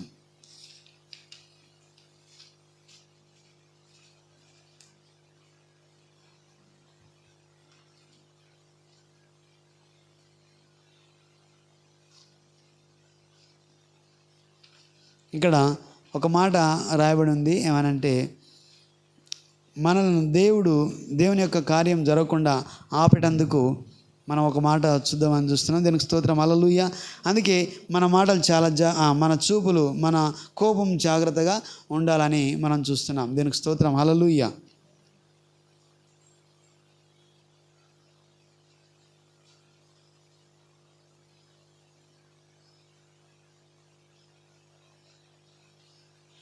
ఒక దగ్గర ఇలాంటి, ఇంకో దగ్గర ఈ నయమాన్ లాంటి సేమ్ ఒక శతాధిపతి ఏం చేస్తాడమ్మా, వెళ్ళి ఆయన మాట మాత్రం సెలవి అని చెప్పి ఆయన బతిమలాడుకొని అతని దగ్గరికి తీసుకొని వస్తాడు. అక్కడ ఏమవుతుంది, అతని మాట మాత్రం సెలవి మా ప్రభువా అని చెప్పి అన్నప్పుడు అతడు వచ్చి రావడానికి నేను అర్హుడను గాను అని తగ్గించుకొని మాట్లాడి నీవు రావడానికి నేను అర్హుడను గాను ప్రభువా, నీవు మాట మాత్రము సెలవి. ఇతనేమంటున్నాడు, నా దగ్గరికి వచ్చి నా రోగం ఎక్కడుందో అక్కడ చేతులు ఇట్లా నెమిరి బాగు చేస్తాడేమో అంటే ఆడికి వెళ్ళి నన్ను ఎక్కడ పంపమన్నాడు, నదిలో పోయి మునిగమంటాడా అని ఇతను కోపం తెచ్చుకున్నాడు.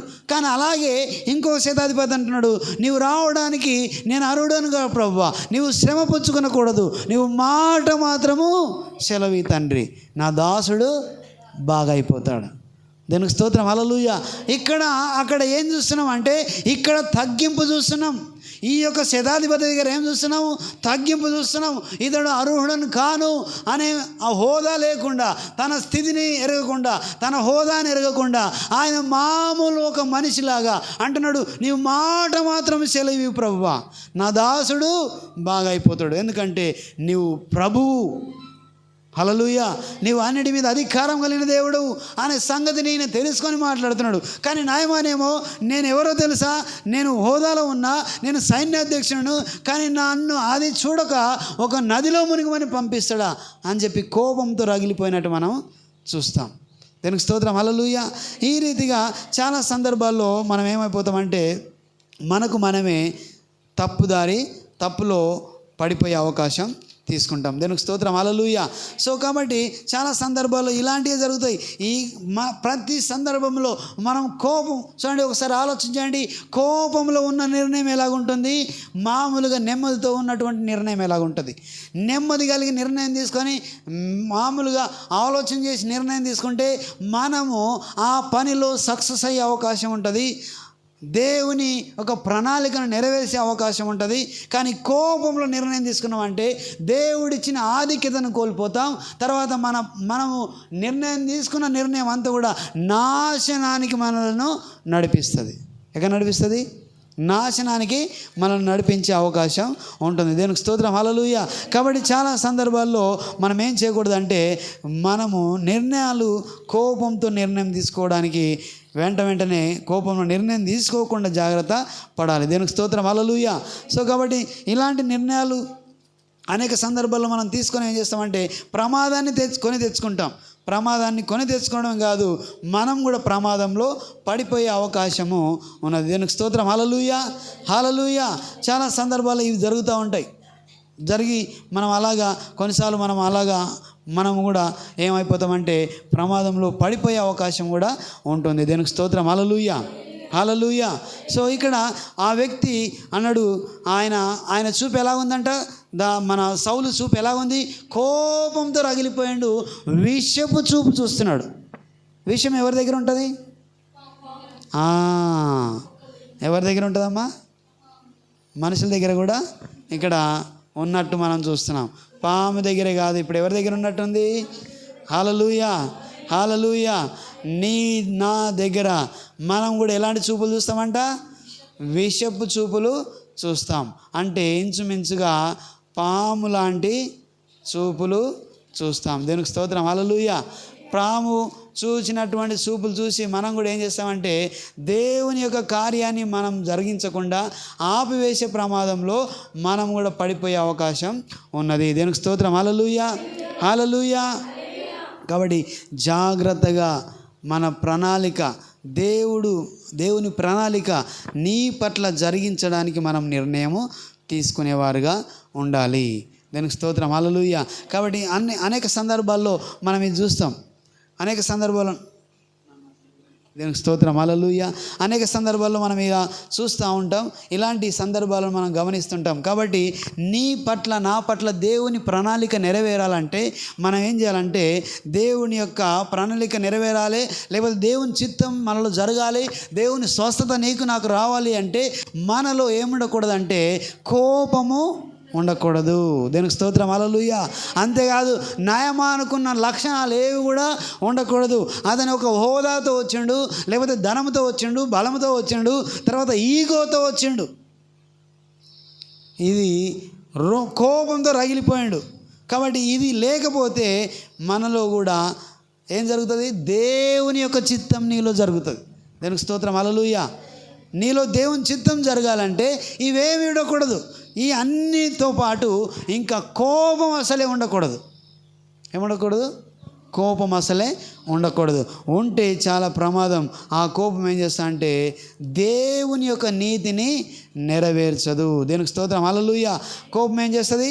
దేవుని నీతిని నెరవేర్చకుండా ఆపివేస్తుంది. ఏ పని జరగకుండా, ఆయన ప్రణాళిక జరగకుండా, మన పట్ల దేవుని ప్రణాళిక జరగకుండా అది ఆపివేసే ప్రమాదం ఉన్నది. కాబట్టి ఇక్కడ చూడండి, ఆయన అనుకున్నది ఒకటి, ఇక్కడ జరిగింది ఒకటి. ఈయన ఏమనుకున్నాడు అంటే నేను బాగుపడతా అనుకున్నాడు, కానీ చెప్పిన మాట వినకుండా పోతున్నాడు. కాబట్టి ఆయన స్వస్థతను కోల్పోయే ప్రమాదంలోకి వెళ్ళిపోయాడు. కానీ ఇక్కడ మనం కూడా జాగ్రత్త వహిస్తే ఏమవుతుందమ్మా? దేవుని యొక్క ప్రణాళిక నీ పట్ల నా పట్ల నెరవేర్చే అవకాశాన్ని మనం తీసుకుంటాం. దానికి స్తోత్రం. హల్లెలూయా. అలాగే సౌలు కూడా కోపంలో నిర్ణయం తీసుకున్నాడు. ఏమనుకున్నాడు అంటే నాకు స్తుతులు రాలేవు, నాకన్నా ఎక్కువగా ఆయనను పొగుడుతున్నారు కాబట్టి నేను ఆయనను ఏమైనా చేయాలనుకున్నాడు. విషపు చూపులు చూసిండు. ఈ రోజుల్లో కొంతమంది వ్యక్తులు చూస్తే ఏం జరుగుతుందంటే మనకు కొన్ని సందర్భాల్లో వాళ్ళు అలాగే చూసి మనల్ని ఏదైనా చేయాలనే ఆలోచన కలిగి ఉంటారు. మంచిగా ఉండడం ఇష్టపడరు జనాలు. బాగా ఏమంటాం, ఇక్కడ జరిగినట్టే ఒక వ్యక్తిని మంచి ఉన్నతమైన స్థితిలో ఉండడం ఇష్టపడరు. వాళ్ళు ఎదుగుతుంటే ఇష్టపడరు. ఎలాగైనా వారిని తగ్గించాలి, వారిని కిందికి దించాలి అనే ఆలోచన కలిగి మనం చూస్తూ ఉంటాం. దేవునికి స్తోత్రం. హల్లెలూయా. సో ఇలాంటి పరిస్థితులలో మనము ఉంటాము, ప్రతి ఒక్కరం కూడా ఉంటాం. కాబట్టి ఈ యొక్క యాటిట్యూడ్, ఈ ఆలోచన విధానం, ఈ చూసే విధానం మార్చుకోవాలి. ఏం చేయాలి? మార్చుకోవాలి. లేకపోతే మనమే కాదు, మన కుటుంబం ప్రమాదంలో పడుతుంది. అంతేకాదు, కుటుంబం ప్రమాదంలో పడడం కాదు, పిల్లలు ప్రమాదానికి గురవుతారు, భార్య ప్రమాదానికి గురవుతుంది, భర్త ప్రమాదానికి గురవుతుంది, అన్నదమ్ములు ప్రమాదానికి గురవుతాడు. ఇలాగా ఇవన్నీ జరుగుతాయి. కాబట్టి కోపము చాలా భయంకరమైంది. అందుకే మనం ఒక మామూలుగా మాట అంటారు, తన కోపమే నీ కోపం ఏమైందంట నీకు శత్రువుగా మారిపోయే అవకాశం ఉంది. కాబట్టి మనం జాగ్రత్త వహించి కోపం తెచ్చుకోక ఏం చేయాలమ్మా? జాగ్రత్తతో మంచి మాటలు మాట్లాడి వ్యక్తులను సరిచేస్తూ దేవుని ప్రణాళిక మన పట్ల జరగడానికి మనం పూనుకెట్టేటట్టుగా మన ఆలోచన విధానము ఉండాలి. దేవునికి స్తోత్రం. హల్లెలూయా, హల్లెలూయా. సో ఈ రోజుల్లో ఇప్పుడున్న పరిస్థితిలో పిల్లల మీద కోపపడ్డాం అనుకో, ఏం జరుగుతుంది? అందుకే ఒక దగ్గర అంటాడు, మీ పిల్లలకు కోపము రేపక. ఏం చేయద్దు? పిల్లలకు కోపం రేపకూడదంట. వాళ్ళని జాగ్రత్తగా చూడాలి. దానికి స్తోత్రం. హల్లెలూయా. జాగ్రత్తగా చూసుకొని వాళ్ళని మంచిగా మాట్లాడి వాళ్ళను నెమ్మదిగా తీసుకొని మంచి మాటలతో వాళ్ళను బుజ్జగించి వాళ్ళకు చెప్పేటట్టుగా ప్రయత్నం చేయాలి. దేవునికి స్తోత్రం. హల్లెలూయా. సో కాబట్టి ఈ సందర్భాన్ని మనం గమనిస్తే దేవుడు చాలా సందర్భాల్లో మనుషులను ప్రేమతో చూడండి. ఒక వ్యక్తి 38 సంవత్సరాల నుంచి పడి ఉన్నాడు కోనేటి దగ్గర కదా. అప్పుడు ఏం చూసిండు యేసయ్య? పడి ఉన్న స్థితిని చూసిండు. చూడండి, దేవుడు చూసే చూపు. హల్లెలూయా. ఆయనను ఎలా చూసిండు? పడి ఉన్న స్థితిని చూసిండు. ఏ ఏ ఏ ఉద్దేశంతో చూసిండు? కనికరపడి, జాలిపడి, హల్లెలూయా, ప్రేమతో ఆయన స్థితిని చూసి ఆయన దగ్గరికి వెళ్ళి, అయ్యా నీవు బాగుపరగొడుతున్నావు అంటే, అవును ప్రభువా, నన్ను ఎవ్వరు కూడా అందులోకి వెళ్ళి ఆ యొక్క దేవదూత వచ్చి ఆ కోనేటిలో ఆ నీళ్ళను కదిపినప్పుడు నన్ను ఎవ్వరు అందులో తీసుకెళ్ళి దించలేరు, ఎవరికి వాళ్ళే వెళ్ళిపోయి పరిగెత్తి పడిపోతున్నారు అని అంటే, అప్పుడు ఆయన అన్నాడు, నీవు స్వస్థపరచ కోరుతున్నావా అంటే, అవును ప్రభు అంటే, వెంటనే ఆ వ్యక్తిని బాగుపరిచినట్టు మనం చూస్తాం. ఎందుకు ఆయన అలా చేసిండు అంటే, ఆయన స్థితిని ఎరిగిన దేవుడు, ఆయన పడి ఉన్న స్థితిని ఎరిగిన దేవుడు, ఆయన కనికర సంపన్నుడు, ఆయన జాలి గల హృదయం కలిగిన వాడు. ఆయనను చూసి ఆయన కంపాషన్తో వెళ్ళి ఆయనను ముట్టుకొని నువ్వు బాగుపడ కోరుచున్నావా అని చెప్పి ఆ వ్యక్తిని చూస్తే, అవును ప్రభు అనగానే ఆయనను బాగుపరిచినట్టు మనం చూస్తాం. ఇదిగో ఈ యొక్క చూపు ఎలాంటిదంటే, బాగుపరిచే చూపు, లేవనెత్తే చూపు. దేవునికి స్తోత్రం. హల్లెలూయా. ఆయన పడి ఉన్న స్థితిని చూసిన దేవుడు ఆయన దగ్గరికి వచ్చి ప్రేమతో ఆయనను లేవనెత్తి ఆయనను స్వస్థపరిచినట్టు మనం చూస్తున్నాం. ఈరోజు నీవు దేవుని యొక్క ప్రేమ కలిగిన చూపులతో మనము చూడాలి. దేవునికి స్తోత్రం. హల్లెలూయా. సో అలాంటి ఆలోచన కలిగి మనం ముందుకెళ్ళాలి. కాబట్టి దేవుడు ఆ వ్యక్తిని లేపినట్టుగా, ఆ వ్యక్తిని ప్రేమతో లేపినట్టుగా మనం పోయిన వారం చూసుకున్నాం. ఏం చూసుకున్నాం? తప్పిపోయిన కుమారుడు దూరంకి వెళ్ళి వస్తున్నాడు. తండ్రి ఏం చేసిండమ్మా? హల్లెలూయా. దూరంకి వెళ్ళి వస్తున్నాడు తండ్రి. ఆ వ్యక్తిని మామూలుగా అయితే మనుషులు ఆ వ్యక్తిని గుర్తుపట్టలేని పరిస్థితి ఉన్నాడు. ఆయన గడ్డము రకరకాలుగా ఆయన ఒక పిచ్చోన్లాగా మారిపోయాడు, ఒక బెగ్గర్గా మారిపోయాడు. కానీ తండ్రి చూసిందనివే తన కుమారుణ్ణి గుర్తుపట్టి, హల్లెలూయా, తన కుమారుని మీద జాలిపడి కనికరపడి పరుగెత్తుకొని వెళ్ళి కుమారుని చూడంగానే ఏమొచ్చింది? దానిలో కనికరం వచ్చింది. హల్లెలూయా. ఏమొచ్చింది? కనికరం వచ్చింది. తండ్రి తన కుమారుని చూడంగానే కనికరం వచ్చింది. కాబట్టి పరిగెత్తుకొని తన ప్రేమను కనపరచడానికి ఆ కుమారుని హత్తుకొని ఆయన భుజం మీద పడి ఆయన ముద్దు పెట్టుకున్నట్టు మనం చూస్తున్నాం. హల్లెలూయా. ఆయన చూపు ఎలాంటిదంటే, ప్రేమ కలిగిన చూపు. హల్లెలూయా. మనుషులు విషము చూపు కలిగి ఉంటారు. ఇదిగో మన దగ్గర ఉన్నటువంటి వ్యక్తులు కొన్ని సందర్భాల్లో చూసే చూపులు రకరకాల చూపులు ఉంటాయి. కానీ దేవుని యొక్క చూపు ప్రేమ కలిగిన చూపు. దేవునికి స్తోత్రం. హల్లెలూయా. కనికరం కలిగిన చూపు.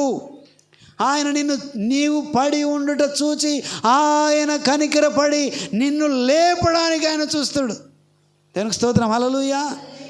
మనుషులేమో అబ్బా బాగా పడిండ్రా ఇంకా లేవద్దు అని చెప్పి ప్లాన్లు వేస్తుంటారు. కానీ మన దేవుడు అలాంటి ప్లాన్లు వేయడు. ఆయన నిన్ను లేపడానికి చూస్తాడు. దేవునికి స్తోత్రం. హల్లెలూయా. హల్లెలూయా. కాబట్టి నేను ఏం చేయాలి? దేవుని యొక్క చూపు, ఆయన చూస్తున్నటువంటి ఆ ప్రేమ కలిగిన చూపు, ఆ జాలి కలిగిన చూపు, ఆ కనికరం కలిగిన చూపు చూసి మనం వ్యక్తుల్లో ఏం చేయాలంటే వారిని దేవుని దగ్గరికి చేరదీసేవారుగా మనం చూడాలి. వారు పడి ఉన్న స్థితిని చూసి మనం ప్రార్థించాలి. వారు బాగుపడాలని మనం కోరుకోవాలి. ఆగా వాళ్ళు ఉన్నత స్థితిలో ఉండాలని మనం కోరుకోవాలి. ఇలాంటిది ఎవరి చూపు అంటే, ప్రేమ కలిగిన యేసయ్య చూపు. దేవునికి స్తోత్రం. హల్లెలూయా. సో నీవు ఎలాంటి చూపు కలిగి మనం చూస్తున్నాం, ఎలాంటి ప్రేమను మనం కలిగి ఉన్నాం అనే విషయాన్ని మనం గమనించాలి. దానికి స్తోత్రం. హల్లెలూయా. హల్లెలూయా. సో కాబట్టి చాలా సందర్భాల్లో ఇలాంటి మనం ఏం చేస్తామంటే, కొన్నిసార్లు ఈ దేవుని ప్రేమ కలిగి జాలి కలిగిన చూపు మనలో ఉండదు. మనుషులు ఎలాంటి చూపుతో ఉన్నారంటే, విషపు చూపు నిలిపినట్టు మనం చూస్తున్నాం. హల్లెలూయా. విషపు చూపు. విషం ఏం చేస్తా అంటే మనిషిని చంపేస్తుంది. విషం ఏం చేస్తా అంటే మన బాడీలో ఉన్న పాటు కదలకుండా చేస్తుంది. అది లాస్ట్కు మనల్ని చంపేయడానికి ప్రయత్నం చేస్తుంది. చూడండి, తేలులో విషం ఉంటుంది, పాములో కూడా విషం ఉంటుంది, రకరకాల వాటిలో జంతువులలో విషం ఉంటుంది. కాబట్టి నీవు విషపు చూపు చూస్తున్నామా? ప్రేమ చూపు చూస్తున్నామా, జాలి పడి చూస్తున్నామా, లేవనెత్తే చూపు చూసి లేవనెత్తడానికి ప్రయత్నం చేస్తున్నామా? ఎలాంటి చూపును కలిగి మనము ఈ లోకంలో జీవిస్తున్నాం? దొంగ చూపు కలిగి ఉన్నారు, దొంగతనం చేస్తారు. మోహపు చూపు కలిగిన వాళ్ళు వ్యక్తులను ఆ మోహముతో వారు జారత్వము, వ్యభిచారం చేయడానికి ప్రయత్నం చేస్తారు. అలాంటిగా కాకుండా దేవుని యొక్క ప్రేమ కలిగిన చూపుతో, దేవుని యొక్క కనికరం కలిగిన చూపుతో, ఆత్మ ద్వారా నీవు నడిపించబడితే, ఆత్మ కలిగి నీవు జీవిస్తే అలాంటి చూపు నీలో ఉంటుంది. నీవు వ్యక్తులను లేవనెత్తడానికి పూనుకుంటాం, వారిని సరిచేయడానికి పూనుకుంటాం, వారిని ప్రేమించడానికి పూనుకుంటాం, వారిని కనికరపడి వారున్న స్థితిని ఎరిగి మనం దేవునికి విజ్ఞాపన చేసేవారుగా ఉంటాం. దానికి స్తోత్రం, హల్లెలూయా. అలాంటి చూపు కలిగి మనము ఉండాలని దేవుడు నిన్ను నన్ను కోరుతున్నాడు. దీనికి స్తోత్రం, హల్లెలూయా. కాబట్టి నీవు నేను ఎలాంటి చూపు ఈరోజు కలిగి ఉన్నాం? ఎలాంటి చూపు నీవు కలిగి ఉన్నావు? ఎలాంటి దృష్టితో వ్యక్తులను చూస్తున్నావు? కొంతమంది వ్యక్తులు చూస్తే చూడండి, మామూలుగా అయితే మనం ఏం చేస్తామంటే, ఈ యవనస్తులైన వాళ్ళు అబ్బాయిలు అమ్మాయిలు చూసుకున్నప్పుడు ఎలాంటి మోహపు చూపు కలిగి ఉంటారు, ఆకర్షణ కలిగిన చూపుతో చూస్తారు. దానికి స్తోత్రం, హల్లెలూయా. అది మంచిది కాదు, అది ప్రేమ కాదు. ఆ ప్రేమ అనే భ్రమలో ఉంటారు వాళ్ళు. ఆ చూపులు సరి అయిన చూపు కాదు. అది ఏం చేస్తుంది అంటే మోసపు చూపు. దానికి స్తోత్రం, హల్లెలూయా. ఇంతకు ముందే నీవు తల్లిదండ్రుల ప్రేమను పొందుకున్నావు, అంతకుముందే అన్నదమ్ముల ప్రేమను పొందుకున్నావు. కానీ కొంచెం పెద్ద అయిన తర్వాత ఆ వ్యక్తుల్లో ఆ ఆకర్షణతో, ఆ చూపుతో అక్కడ ఏమైపోతామంటే ప్రేమ దొరుకుతుందేమనుకుంటారు, కానీ ప్రేమ కాదు, అది మోసపు చూపు అనే సంగతి వాళ్ళకు తెలియదు. అలాంటి వ్యక్తులు ఇప్పుడు యవనస్తులు ఏమైపోతున్నారు అంటే నాశనంలోకి నడిపించబడుతున్నారు. ఎక్కడ నడిపించబడుతున్నారు? నాశనంలోకి నడిపించబడుతున్నారు. వారికి వారే నాశనంలోకి నడిపించబడుతున్నారు. ఇలాంటి చూపును జాగ్రత్త వహించాలి. నీవు ఎలాంటి చూపు నీవు కలిగి ఉన్నావు యవనస్తుడిగా? చూడండి, యోసేపు పోతిఫర్ ఇంట్లో ఉన్నప్పుడు ఆ స్త్రీ ఆయనను చూసి, ఆమె మంచివాడుగా ఉన్నాడు కాబట్టి ఆమె చూసే విధానం వేరు ఉన్నది, యోసేపు చూస్తున్న విధానం వేరున్నది. ఈయన యజమానుని ఇంట్లో ఉన్న ఇగో ఈమె కూడా యజమానురాలనుకున్నాడు, కానీ ఆమె అతన్ని చూసే విధానంలో వేరుగా ఉన్నది, మోసపు చూపుతో చూస్తున్నది. దానికి స్తోత్రం, హల్లెలూయా. కానీ యోసేపు హృదయంలో దేవుని వాక్యం ఉన్నది. ఆయన ఆ యజమానికి భయపడేవాడుకున్నాడు, అంతకు మించి దేవునికి భయపడేవాడుకున్నాడు. కాబట్టి ఆమె ద్వారా ఆయన తప్పించబడడానికి పారిపోవాల్సి వచ్చింది. దానికి స్తోత్రం, హల్లెలూయా. సో నీవు నేను వ్యక్తుల యొక్క చూపులను బట్టి ఆ చూపులకు దూరం అయిపోయి వాటి నుంచి తప్పించుకోవడానికి మనం ప్రయత్నం చేయాలి. ఎందుకంటే దావీదును సౌలు విషపు చూపు చూశాడు. ఆ చూపు నుంచి తప్పించుకోవడానికి ఆయన అరణ్యంలోకి వెళ్ళిపోయాడు, కొండల్లోకి వెళ్ళిపోయాడు, తనను తాను రక్షించుకోవడానికి వెళ్ళిపోయాడు. దానికి స్తోత్రం, హల్లెలూయా. సో ఈ రోజుల్లో నీవు ఎలాంటి చూపు కలిగి ఉన్నాం, లేదంటే మనల్ని చూస్తున్న వ్యక్తులు ఎలాంటి చూపు చూస్తున్నారో ఒకసారి నీవు నేను గమనించాలి. ఆ చూపుల్లో రకరకాల చూపులు ఉంటాయి. దొంగ ఎప్పుడు చూస్తాడంటే గొలుసులు ఉన్నాయా, వీళ్ళ దగ్గర బంగారం ఉన్నదా, ఎట్లా దాన్ని తీసుకొని వెళ్ళడానికి ప్రయత్నం చేస్తుంటాడు. అప్పుడే మనకు తెలిసిపోతాడు వీడు దొంగోడు అని చెప్పి. హల్లెలూయా. కాబట్టి మనం ఏం చేయాలి? జాగ్రత్త వహించాలి. చూడండి, సాతాను కూడా దొంగలాగా వస్తాడు. ఎలా వస్తాడు? దొంగలాగే వస్తాడు. కాపరి మన గొర్రెల కాపరి ఎలాగ వస్తాడు? దొడ్డి దారిలో రాడు. ఆయన సరాసరిగా మంచిగా దారి నుండి వచ్చి పేరు పెట్టి తన గొర్రెలను పిలుస్తాడు. హల్లెలూయా. కానీ దొంగ దొడ్డి దారిలో వచ్చేసి దొంగతనం చేయడానికి ప్రయత్నం చేస్తాడు. చూడండి, మనం జాగ్రత్త వహించాలి. ఆ వ్యక్తులు దొంగ చూపులు చూస్తున్నారా? ఈ వ్యక్తులు మోహం చూపు చూస్తున్నారా? ఈ వ్యక్తి మోసపు చూపు చూస్తున్నాడా? ఈ వ్యక్తి విషపు చూపు చూస్తున్నాడా? ఈ వ్యక్తి జాలిపడి కనికరంతో నన్ను లేపడానికి సరిచేయడానికి చూస్తున్నాడా అనే సంగతి మనం గమనిస్తే అక్కడ ఏం జరుగుతుందో, ఎలాంటి చూపులు కలిగి ఉన్నారో అవి మనం అర్థమైపోతాయి. దేవుని ప్రేమతో కనికరపడి నిన్ను ప్రేమించి నిన్ను సరిచేయడానికి నీవు ఆ దేవుని ప్రేమ నీలో ఉంటే ఖచ్చితంగా ఆ వ్యక్తులు బాగుపడతారు. దేవునికి స్తోత్రం, హల్లెలూయా. ఆ వ్యక్తులు సరిచేయబడతారు. కానీ అలా కాకపోతే వాళ్ళు బాగుపడరు, వాళ్ళు నాశనం అయిపోతారు. అంతేకాదు ఈ లీడ్ చేస్తున్న చూస్తున్న వ్యక్తి కూడా నాశనంలోకి వెళ్ళిపోయే ప్రమాదం ఉన్నది. దానికి స్తోత్రం, హల్లెలూయా. కాబట్టి అందుకే చాలా సందర్భాల్లో మనం చూస్తాం. కాబట్టి ఏం నిర్ణయం తీసుకోకూడదు, కోపములో నిర్ణయము తీసుకోకూడదు. దానికి స్తోత్రం, హల్లెలూయా. కోపంతో నిర్ణయం తీసుకున్నప్పుడు ప్రమాదంలో మనం నెట్టివేయబడతాం. అంతేకాదు మనమే ప్రమాదంలో పడిపోయే అవకాశం ఉందని వాక్యం ద్వారా మనం హెచ్చరించబడుతున్నాం. దానికి స్తోత్రం, హల్లెలూయా, హల్లెలూయా. కాబట్టి చాలాసార్లు మనుషులమైన మనము ఎలాంటి ఆలోచనతో ఎలాంటి చూపు కలిగి మనము చూస్తున్నాం అనేది గమనించాలి. దానికి స్తోత్రం, హల్లెలూయా. కాబట్టి సౌలు దావీదు మీద తన కోపపు చూపు నిలిపి ఏం చేసిందంటే తన యొక్క అతని నాశనం చేయడానికి చూసిండు. అంటే నిజంగానే కొందరిని పొగడడం ఇష్టం ఉండదు కొందరికి. కానీ నిజమైతే ఆనందించాలి, అబద్ధమైతే వదిలేయాలి. దానికి స్తోత్రం, హల్లెలూయా. ఈరోజు నువ్వు ఎలాంటి చూపు కలిగి ఉన్నావు, ఎలాంటి ఆలోచన నువ్వు కలిగి ఉన్నావు, ఎలాంటి దృష్టితో నువ్వు చూస్తున్నావు. కానీ చూడండి, దేవుడు ఎలాంటి మనుషులలో ఏం చూస్తున్నాడంటే మనిషిలో ఉన్న మంచి టాలెంట్ చూసి వారిని పైకి తీయడానికి చూస్తున్నాడు. ఆయన ప్రేమ కనికరము కలిగి మనల్ని చూడడానికి ఆయన చూస్తున్నాడు. కానీ మనము ఎలాంటి చూపు కలిగి ఉన్నాం, ఎలాంటి ఆలోచన కలిగి ఉన్నామో ఒకసారి ఆలోచన చేద్దాం. దానికి స్తోత్రం, హల్లెలూయా, హల్లెలూయా. కాబట్టి నీవు నేను మంచి ఆలోచన కలిగి మంచి చూపు కలిగి ఈ లోకంలో ముందుకు సాగాలని దేవుని యొక్క వాక్యం ద్వారా మనం హెచ్చరించబడుతున్నాం. దీనికి స్తోత్రం, హల్లెలూయా. కాబట్టి ఈ నయమానే తన అవకాశాన్ని కోల్పోవడానికి ఆయన సిద్ధపడ్డాడు. కానీ తన దగ్గర ఉన్న మనుషుడు చెప్పినప్పుడు విని ఆయన నదిలో మునిగినప్పుడు ఆయన పసిపిల్లవాని వల్లే తన దేహాన్ని మార్చుకున్నట్లు మనం చూస్తాం. నిర్ణయం తీసుకున్నాడు, ఆలోచన చేసిండు, కోపం పోయిన తర్వాత నిర్ణయం తీసుకున్నాడు, నదిలో మునగడానికి వెళ్ళిండు, అప్పుడు బాగుపడ్డాడు. తర్వాత చూడండి, ఇక్కడ కోపంతో నిర్ణయం తీసుకొని వెంటాడి ఎలాగైనా చంపాలనుకున్నాడు. సౌలు ఎవరిని చంపాలనుకున్నామా? దావీదును చంపాలనుకుని ప్రయత్నం చేసిండు. కానీ లాస్ట్కి వస్తే ఎవరు దొరికిపోయింది తెలుసా? సౌలు దావీదుకు దొరికిపోయాడు. దానికి స్తోత్రం, హల్లెలూయా. కానీ దావీదు సౌలును ఏం చేయకుండా వదిలివేసినట్టు మనము చూస్తాం. చూడండి, ఒకసారి వాక్యం చూద్దాం. దానికి స్తోత్రం, హల్లెలూయా.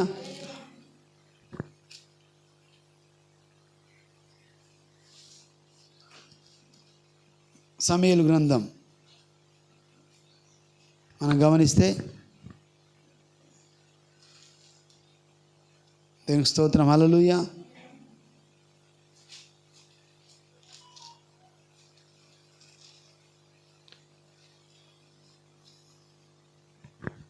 ఆ 24వ వచనం మనం చూద్దాం. 24వ వచనంలో 24వ అధ్యాయము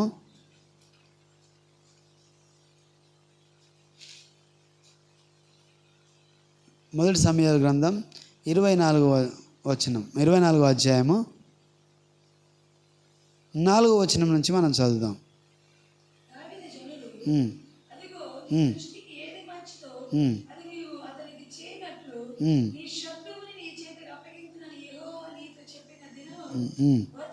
వచ్చనని అతనితో అనగా దావీదు లేచి సౌలుకు తెలియకుండా అతని పై వస్త్రపు చెంగును కోసెను. నొచ్చి ఇతడు యెహోవా చేత అభిషేకం నొందినవాడు గనుక యెహోవా చేత అభిషేక్తుడైన నా ప్రభువునకు నేను ఈ కార్యము చేయను, యెహోవాను బట్టి అతను నేను చంపను అని తన జనులతో చెప్పాను. దేవునికి స్తోత్రం, హల్లెలూయా, హల్లెలూయా. చూడండి, ఈయన ప్రయత్నం చేస్తున్నాడు, అతని వెంటాడి ఏదైనా చేసి అతను చంపాలనుకున్నాడు. కానీ లాస్ట్కి వస్తే సౌలు ఎవరికి దొరికిపోయాడు? దావీదుకు దొరికిపోయాడు. కానీ చూడండి, అవకాశం వస్తే మనుషులు ఏం చేస్తారు? అబ్బా దొరికిందిరా, ఇంకే చేయాలి, ఇంకేదైనా చేయాలి, చంపేయాలని చెప్పి మనుషులైన వాళ్ళు ఏం ఆలోచించారంటే దొరికిన అవకాశాన్ని అందిపుచ్చుకొని ఏమైనా చేయాలని, అనగదొక్కాలని, చంపేయాలని మనం పూనుకుంటాం. కానీ ఇక్కడ దావీదు అలాగా చేయలేడు. దేవునికి స్తోత్రం, హల్లెలూయా. నీ దృష్టికి ఇగో మంచిగా దొరికిపోయాడు, ఇంకా నీవేమైనా చేయి, నీ శత్రువుని దొరికిపోయాడు అని చెప్పి తన దగ్గర ఉన్న వాళ్ళు అంటున్నారు. ఇంకా అతను ఏ చేయమని చెప్పి అంటున్నారు. దేవునికి స్తోత్రం, హల్లెలూయా. కానీ ఇక్కడ ఏం జరిగిందంటే సౌలు మాత్రం మార్గమున పోవచ్చు అతని పై వస్త్రమును కట్ చేసిండు. అంటే చూడండి, పైన వస్త్రపు చెంగును కట్ చేస్తే అతన్ని చంపడం అంత కష్టమా? కాదు, దొరికిపోయాడు. కానీ చూడండి, అతను ఏం చేసినంటే ఇతను అభిషేకించబడ్డవాడు కాబట్టి ఇతనికి ఏ హాని నేను కలిగించకూడదు అని తన హృదయం నొచ్చుకున్నట్టుగా, అంతేకాదు తన దగ్గర ఉన్న వాళ్ళు వేసేద్దాం, చంపేద్దాం అని చెప్పి వాళ్ళు కేకలు వేసి అతని మీదకి వెళ్ళిపోతుంటే వాళ్ళందరినీ ఆపి, దానికి స్తోత్రం, హల్లెలూయా, అందరిని ఆపేసిండు. ఇతను అభిషేకించబడ్డవాడు అని చెప్పి ఆపేసి, చాలా సందర్భాల మనసులైన మనం ఏం చేస్తామంటే దొరికిన అవకాశాన్ని బట్టి వెంటనే మనం ఏమైనా చేయాలరా, ఇంకా పూనుకోవాలి, ఇంకా అయిపోయింది, మనం ఏమైనా చేయొచ్చు అని మనం అనుకుంటాం. ఇంకా ముందుకెళ్ళి ఇంకా అనుకున్నది చేసేస్తాం. దేవునికి స్తోత్రం, హల్లెలూయా. చూడండి, కింద ఈ మాటలు చెప్పి దావీదు తన జనులను అడ్డగించి, 7వ వచనం, అడ్డగించి సౌలు మీదకి పోనీయక వారిని ఆపెను. అతన్ని చంపలేడు, తర్వాత ఇంకా వీళ్ళు కూడా వెళ్ళడానికి పోతున్నారు చంపేద్దామని. కానీ అందరిని కూడా అడ్డగించి వారందరినీ ఆపినట్టు మనం చూస్తున్నాం. దేవునికి స్తోత్రం, హల్లెలూయా. చూడండి, ఎంత ఆలోచన కలిగి దావీదు నిర్ణయం తీసుకున్నాడో మనం గమనిస్తే ఇక్కడ అర్థమైపోతుంది. సౌలు మాత్రం దావీదుకు దొరికిపోయాడు, కానీ దావీదు అతన్ని ఏం చేయలేడమ్మా? అవకాశం వచ్చింది కాబట్టి అతన్ని చంపేయలేడు, కానీ ఆయనను గౌరవించి దేవుని చేత అభిషేకించబడ్డవాడు కాబట్టి ఇతనికి ఏ హాని చేయకూడదు, ఇతను నేనేమి అనకూడదు అని చెప్పి దేవుని సన్నిధిలో ఆయన్ను వస్త్రపు చెంగును కట్ చేసి ఆయన వదిలిపెట్టినట్టు మనము చూస్తాం. ఆ తర్వాత ఆయనకు తెలియదు, ఆయన వెళ్ళిపోతున్నాడు. అప్పుడు చూడండి, 11వ వచనం, నా తండ్రి చూడుము, ఇదిగో 11వ వచనం, చూడుము నేను చంపక నీ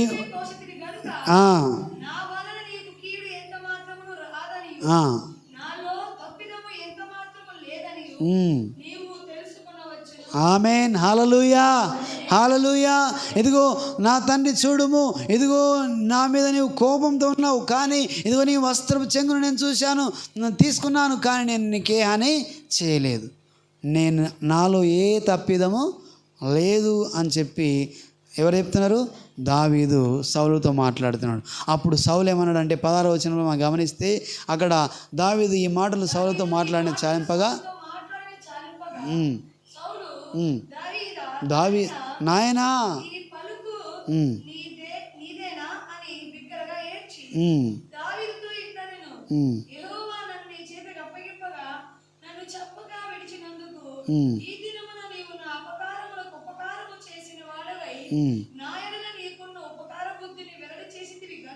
దేవునికి స్తోత్రం, ఆమేన్, హల్లెలూయా, హల్లెలూయా.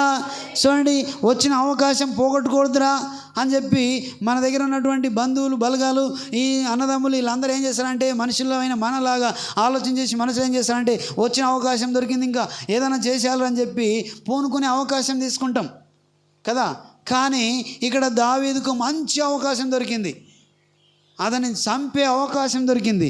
కానీ అతని చంపక అతని పై వస్త్రాన్ని మాత్రమే కట్ చేసుకొని ఆయనతో మాట్లాడుతున్నాడు, ఇదిగో నాకు నీ వస్త్రపు చెంగు దొరికింది, హల్లెలూయా. అప్పుడు ఏమన్నాడు సౌలు, నేను అపకారము నీకు తలపెట్టాను, హల్లెలూయా. ఏం తలపెట్టినా? నేను నీకు అపకారము తలపెట్టిన, కానీ నీవేం చేసినావంటే ఆ అపకారానికి ఉపకారము నీ దగ్గర ఉంది, నీవు నాకన్నా నీతిమంతుడవు, హల్లెలూయా. ఎవరికైనా నీతిమంతుడు? నాకన్నా నీవు నీతిమంతుడు అని చెప్పి దేవుని యొక్క మాటలు అక్కడ తెలియడం జరిగింది. దానికి స్తోత్రం, హల్లెలూయా. కాబట్టి మనం గమనిస్తే ఇక్కడ మనం చూస్తున్నాం. అందుకే చాలాసార్లు వచ్చిన అవకాశాన్ని తీసుకోవాలి, ఏదైనా చేయాలి మనం అనుకుంటాం. చాలా సందర్భాల్లో మనం పూనుకుంటాం, ముందుకు వెళ్తాం, ఏమైనా చేసేద్దాం అనుకుంటాం. దానికి స్తోత్రం, హల్లెలూయా. కాబట్టి చాలాసార్లు ఇలాంటి నిర్ణయాలు తీసుకొని మనం అవకాశాన్ని పోగొట్టుకోవద్దురా, ఇంకేమైనా వేసేద్దామని అనుకుంటాం. కానీ దావీదు మాత్రం దేవుని చేత అభిషేకించబడ్డవాడు అనే ఒక గౌరవంతో, ఒక భయంతో ఆ వ్యక్తిని ఏం చేయక వదిలేస్తే అప్పుడు అంటున్నాడు ఆయన, నాయనా దావీదు అని చెప్పి మాట్లాడి, ఇగో నా అపకారమునకు ఉపకారము చేసిన వాడవై నా ఎడల నీకున్న ఉపకార బుద్ధిని, ఏ బుద్ధి అంట, నీకున్న ఉపకార బుద్ధిని వెల్లడి చేసిదివి గనుక నీవు నాకంటే నీతిమంతుడవు, నీతి పరుడవు. హల్లెలూయా. చప్పట్లు దేవుని నామాన్ని మహింపరుద్దాం. చాలాసార్లు మనిషిగా ఆలోచన చేయలేడు, ఆయన దేవుని యొక్క దృష్టి చూస్తున్నాడు, దేవుని యొక్క దృష్టితో చూస్తున్నాడు. కాబట్టి అతని ఏం చేస్తున్నాడు, ఉపకారము బుద్ధిని వెళ్ళపరిచిండు. నీలో నాలో ఏముండాలి, ఉపకారపు బుద్ధి ఉండాలి, సహాయం చేసే బుద్ధి ఉండాలి, హెల్ప్ చేసే అవకాశం తీసుకోవాలి. మనము వేరే వాళ్ళను సహాయం చేసే వారిని పైకి తీసుకొచ్చే అవకాశాన్ని పూనుకోవాలి. కానీ ఎంతసేపు వాడిని తొక్కాలరా, అనగదొక్కాలి, వాడు పైకి రావద్దు అన్నట్లు మనం ఉండకూడదు. అది దేవుని ఉద్దేశం కానే కాదు. దేవునికి స్తోత్రం. హల్లెలూయా. దేవుని ఉద్దేశం ఏంటంటే అపకారం చేసినా కూడా ఉపకారం చేసేటటువంటి ఆ జ్ఞానం మనకు కావాలి. చూడండి, ఒకసారి మనం చూస్తే సామెతల గ్రంథం, కీర్తనల గ్రంథం ఒక మాట మనం చూద్దాం. కీర్తనల గ్రంథంలో 37వ కీర్తన 8వ వచనాన్ని మనం గమనిద్దాం.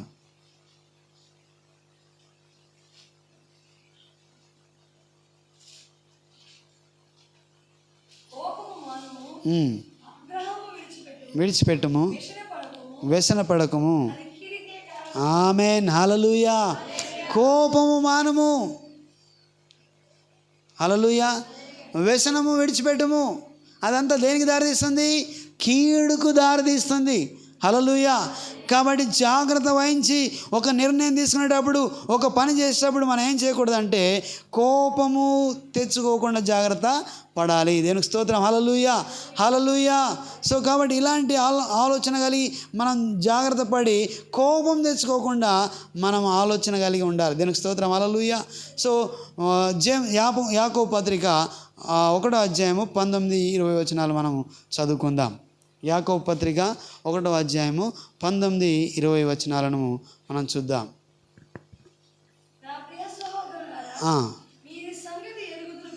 గనుక ప్రతి మనుషుడు వినుటకు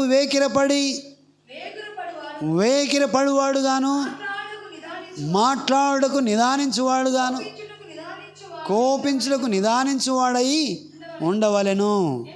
ఎందుకనగా నరుని కోపము దేవుని నీతిని నెరవేర్చదు. హల్లెలూయా. దేవుని నీతిని నెరవేర్చదు. నరుని కోపము దేవుని నీతిని నెరవేర్చదు. కోపం పడకూడదు, వ్యసన పడకూడదు, అది కీడు తెస్తుంది. హల్లెలూయా. కాబట్టి నరుని కోపము వినడానికి నిదానించి వినాలి. హల్లెలూయా. కోపపడకుండా జాగ్రత్త పడాలి, నిదానించి వినాలి. కానీ కోపపడకుది. కోపం ఏం చేస్తా అంటే నరుని కోపము దేవుని నీతిని నెరవేర్చదు. దేవుడు అందుకే అంటున్నాడు, సౌలు అంటున్నాడు, ఇదిగో నీవు నాకన్నా నీతి పరుడవు, ఎందుకంటే నీలో ఉపకార బుద్ధి ఉన్నది, నీలో సహాయం చేసే గుణం ఉన్నది. ఇదిగో నేను అపకారం తలపెట్టాను, ఇదిగో నేను చంపడానికి నేను చూశాను, కానీ నీ ఉపకార బుద్ధితో నీవు నాకన్నా నీతిమంతుడుగా ఎంచబడితివి. హల్లెలూయా. కాబట్టి దేవుని నీతిని నెరవేర్చకుండా మనిషి యొక్క కోపము ఆపివేస్తుంది. అందుకే జాగ్రత్త పడాలి. ఆయన నీతి నీ పట్ల నెరవేర్చబడాలంటే కోపంతో నీవు నిర్ణయము తీసుకోకూడదు. అందుకే అక్కడ చూస్తున్నాం, మనిషిని యొక్క కోపము దేవుని యొక్క నీతిని నెరవేర్చదు. దానికి స్తోత్రం. హల్లెలూయా. కాబట్టి మనం జాగ్రత్త పడాలి, కోపం తెచ్చుకోకూడదు. కోపపడాలి, కానీ ఇంకో దగ్గర ఏముంటుందంటే కోపపడండి కానీ పాపము చేయకుడి. కోపపడండి కానీ పాపము చేయకండి. సామెత గ్రంథంలోనే, ఆ కీర్తన గ్రంథంలో మనం చూస్తాం ఆ మాట. దానికి స్తోత్రం. హల్లెలూయా. కానీ జాగ్రత్త ఉండాలి, కోపపడద్దు, ఆలోచన కలిగి మనం నిర్ణయాలు తీసుకోవాలి. మనం కోపంలో ఏం చేస్తామంటే పాపం చేస్తాం. చూడండి, కోపం కొడతాం, ఏం కాదు, అదేమనిపించదు. కానీ అదే కొట్టడంలో ఆ వ్యక్తి చనిపోయాడు. తాకింది, అనుకోకుండా గట్టిగా తాకింది, పడిపోయాడు, చనిపోయాడు. ఏమైంది? పాపం చేసిన వాడుగా మారిపోయినావు, నేరం మోపిన వాడుగా మారిపోయినావు, నీవు ఒక క్రిమినల్ అయిపోయినావు. హల్లెలూయా. ఏమైపోయాడు? తెలియకుండానే క్రిమినల్గా మారిపోయినావు. నీకు తెలియదు నీవు చంపినావని, కానీ కొట్టినావు గట్టిగా, కోపంలో నెట్టేసినావు, కోపంలో ఈటని ఇరిచేసినావు, కోపంలో గొడ్డల్ని విరిచేసినావు, కోపంలో రాయిని విరిచేసినావు. అప్పుడు ఏమైపోయిందంటే అవతల ఉన్న వ్యక్తి చనిపోయాడు, పడిపోయాడు, దెబ్బ గట్టిగా తాకింది, పడిపోయాడు. నీవేమైపోయినావు? మర్డరర్గా మారిపోయినావు. హల్లెలూయా, హల్లెలూయా. అంటే నీవేమైపోయినావు అంటే ఒక క్రిమినల్గా మారిపోయినావు. అందుకే కోపపడండి కానీ నీవు పాపము చేయకు. అంటే నీవు కోపంలో పాపం చేసే ప్రమాదం ఉన్నది కాబట్టి ఆ కోపంలో నిర్ణయం తీసుకోకూడదు, ఆ కోపంలో ఏ పని నీవు తలపెట్టకూడదు, జాగ్రత్త వహించాలి. అందుకే మనిషిని యొక్క నీతి, మనిషిని యొక్క కోపము దేవుని నీతిని నెరవేర్చకుండా ఆపేస్తుంది. అందుకే యెహోవా నీతిని నెరవేర్చాలంటే నీవు కోపము తెచ్చుకోకూడదు. దేనికి స్తోత్రం. హల్లెలూయా. ఆ కోపంలో మతి స్థిమితం లేని వారు మారిపోతారు. కొందరిని కోపంలో చూసిరా ఎప్పుడన్నా? కోపంలో ఏమొస్తుంది? రకరకాల మనుషులు వస్తారు. అందులో తర్వాత నేను చెప్తాను, తర్వాత. దేనికి స్తోత్రం. హల్లెలూయా. కోపంలో ఒక్కొక్క మనిషి ఒక్కొక్క రూపం మారుస్తాడు. దేనికి స్తోత్రం. హల్లెలూయా. కాబట్టి మనుషులు కోపము దేవుని యొక్క నీతిని నెరవేర్చదు. కాబట్టి కోపంలో ఏ నిర్ణయం తీసుకోకూడదు. కోపంలో వేగిరపడి వినడానికి జాగ్రత్త పడాలంటే కానీ కోపంతో మనం నిర్ణయం తీసుకోకూడదు. హల్లెలూయా. దేవుని నీతి నీ పట్ల నెరవేర్చబడాలంటే నేనేం చేయకూడదు? కోపంతో నిర్ణయము తీసుకోకూడదు. దానికి అందరం మోకరిద్దాం. పరిశుద్ధాత్మ దేవానికి వందనాలు. ఈ దినం తండ్రి ప్రభువా, ప్రతి బిడ్డను మీరు దర్శించిన నమ్ముతున్నాను. నిజంగా ప్రభువా, మాలో ఉన్న ఆ కోపం అయ్యా, మాలో ఉన్న ఆ ద్వేషం, ఆ యొక్క ఈర్ష్య తండ్రి మమ్మల్ని రకరకాల దానికి గురి చేస్తుందని మేము వింటున్నాం. అవును ప్రభువా, నీ నీతిని నెరవేర్చలేదు. నిజంగా ప్రభువా, ఆ కోపంతో ఉన్న సౌలు ఆ దావీదును చంపాలనుకున్నాడు, నీ నీతికి విరుద్ధంగా ప్లాన్ చేయాలనుకున్నాడు, పని చేయాలనుకున్నాడు. కానీ ఆ కోపము లేకుండా దావీదు మంచి నిర్ణయం తీసుకొని అపకారమునకు ఉపకార బుద్ధితో ఆయనను క్షమించినట్టు మనం చూస్తున్నాం. ఆయన నీ నీతిని నెరవేర్చేవాడుగా ఉన్నాడు. దావీదుని నీతిని నెరవేర్చిండు ప్రభువా. ఈ దినం నా తండ్రి, ఇదిగో కోపము తెచ్చుకోక, ఇదిగో వ్యసన పడక, ఆ కోపము కీడుకే దారితీస్తుంది అని మేము విన్నాం. ఆ కీడుకు దారితీసి ఆ కోపం మాకొద్దు, ఆ కోపంలో మేము నిర్ణయం తీసుకోకూడదు. అవును తండ్రి, నెమ్మదితో కొన్ని సందర్భాల్లో మేము నిర్ణయం తీసుకోవడానికి సహాయం దయచి. అవును ప్రభువా, సౌలు కోపంతో నిర్ణయం తీసుకున్నాడు, ఆ రగిలిపోయాడు, చంపాలనుకున్నాడు, కానీ తానే ప్రమాదంలో పడిపోయాడు. కానీ ఆ ప్రమాదాన్ని చేయక దావీదు తనను చంపక వదిలివేసినట్టు మేము చూస్తున్నాం. అలాగే నాయమాను కోపంలో నిర్ణయం తీసుకున్నాడు, రగిలిపోయాడు, ఆ దైవజనుని రకరకాలుగా మాట్లాడాడు, మా దేశంలో నదులు లేవన్నాడు. కానీ ఆయన తిరిగి వెళ్ళిపోతే ఆయన స్వస్థపడేవాడు కాడు. కానీ ఆలోచన చేసి తన దాసుడు చెప్పిన మాటను విని నదిలో మునిగాడు, ఆయన స్వస్థపరచబడ్డాడు. దేవా, నీవు 38 సంవత్సరాల నుంచి పడి ఉన్న వ్యక్తిని చూశావు. ఆ చూపులో జాలి ఉన్నది, ఆ చూపులో ప్రేమ ఉన్నది, ఆ చూపులో స్వస్థత ఉన్నది. ఆయన దగ్గరికి వెళ్ళి ఆయన స్వస్థపరిచావు దేవా. అలాంటి జాలిగల హృదయము, అలాంటి జాలిగల చూపు నీది తండ్రి. ఇదిగో మేమందరం కూడా ఆ జాలిగల చూపుతో, ఆ ఉపకార బుద్ధితో అయ్యా, కోపము తెచ్చుకోక మంచి ఆలోచన కలిగి మేము నిర్ణయాలు తీసుకుందుముగాక, నీ నీతిని నెరవేర్చేవారుగా ఉందుముగాక. నీ కార్యము మధ్యలో జరిగించండి, ప్రతి కుటుంబంలో జరిగించండి, ప్రతి తల్లిదండ్రుల మధ్యలో జరిగించండి, ఆయా తల్లి కుమారుల మధ్యలో జరిగించండి. కుటుంబంలో ఈ నీతి నెరవేర్చబడును గాక. కోపము తావివ్వక ప్రభా, కోపానికి తావివ్వక నీ నీతిని నెరవేర్చేవారుగా మేము ముందుముగాక. అలాంటి గొప్ప కృపకు పాత్రలుగా ఎంచబడి ఇక్కడ ఉన్న ప్రతి బిడ్డ తండ్రి మంచి నిర్ణయాలు తీసుకొని ఒకరికి ఉపకారం చేసేవారుగా, ఒకరికి సహాయం చేసేవారుగా, ఒకరికి నాయన అయా నీ ప్రేమను కనపరిచేవారుగా ప్రతి బిడ్డ ఉండినట్టు సహాయం దయచేయమని, నీ కృప చూపించమని, నీవిచ్చిన ఆధిక్యతను కోల్పోకుండా, నీవిచ్చిన స్వస్థతను కోల్పోకుండా, నీవిచ్చిన ప్రేమను మేము కోల్పోకుండా దాన్ని అయా తీసుకొని మేము ముందుకు సాగేవారుగా ఉన్నట్టు సహాయం దయచేయమని, ఇక్కడ ప్రతి బిడ్డను ముద్రించి పంపమని యేసు సర్వశక్తి గల నామములో అడిగి స్తుతించి వేడుకుంటున్నాం మా పరమ తండ్రి. ఆమేన్. ఆమేన్. Praise lord.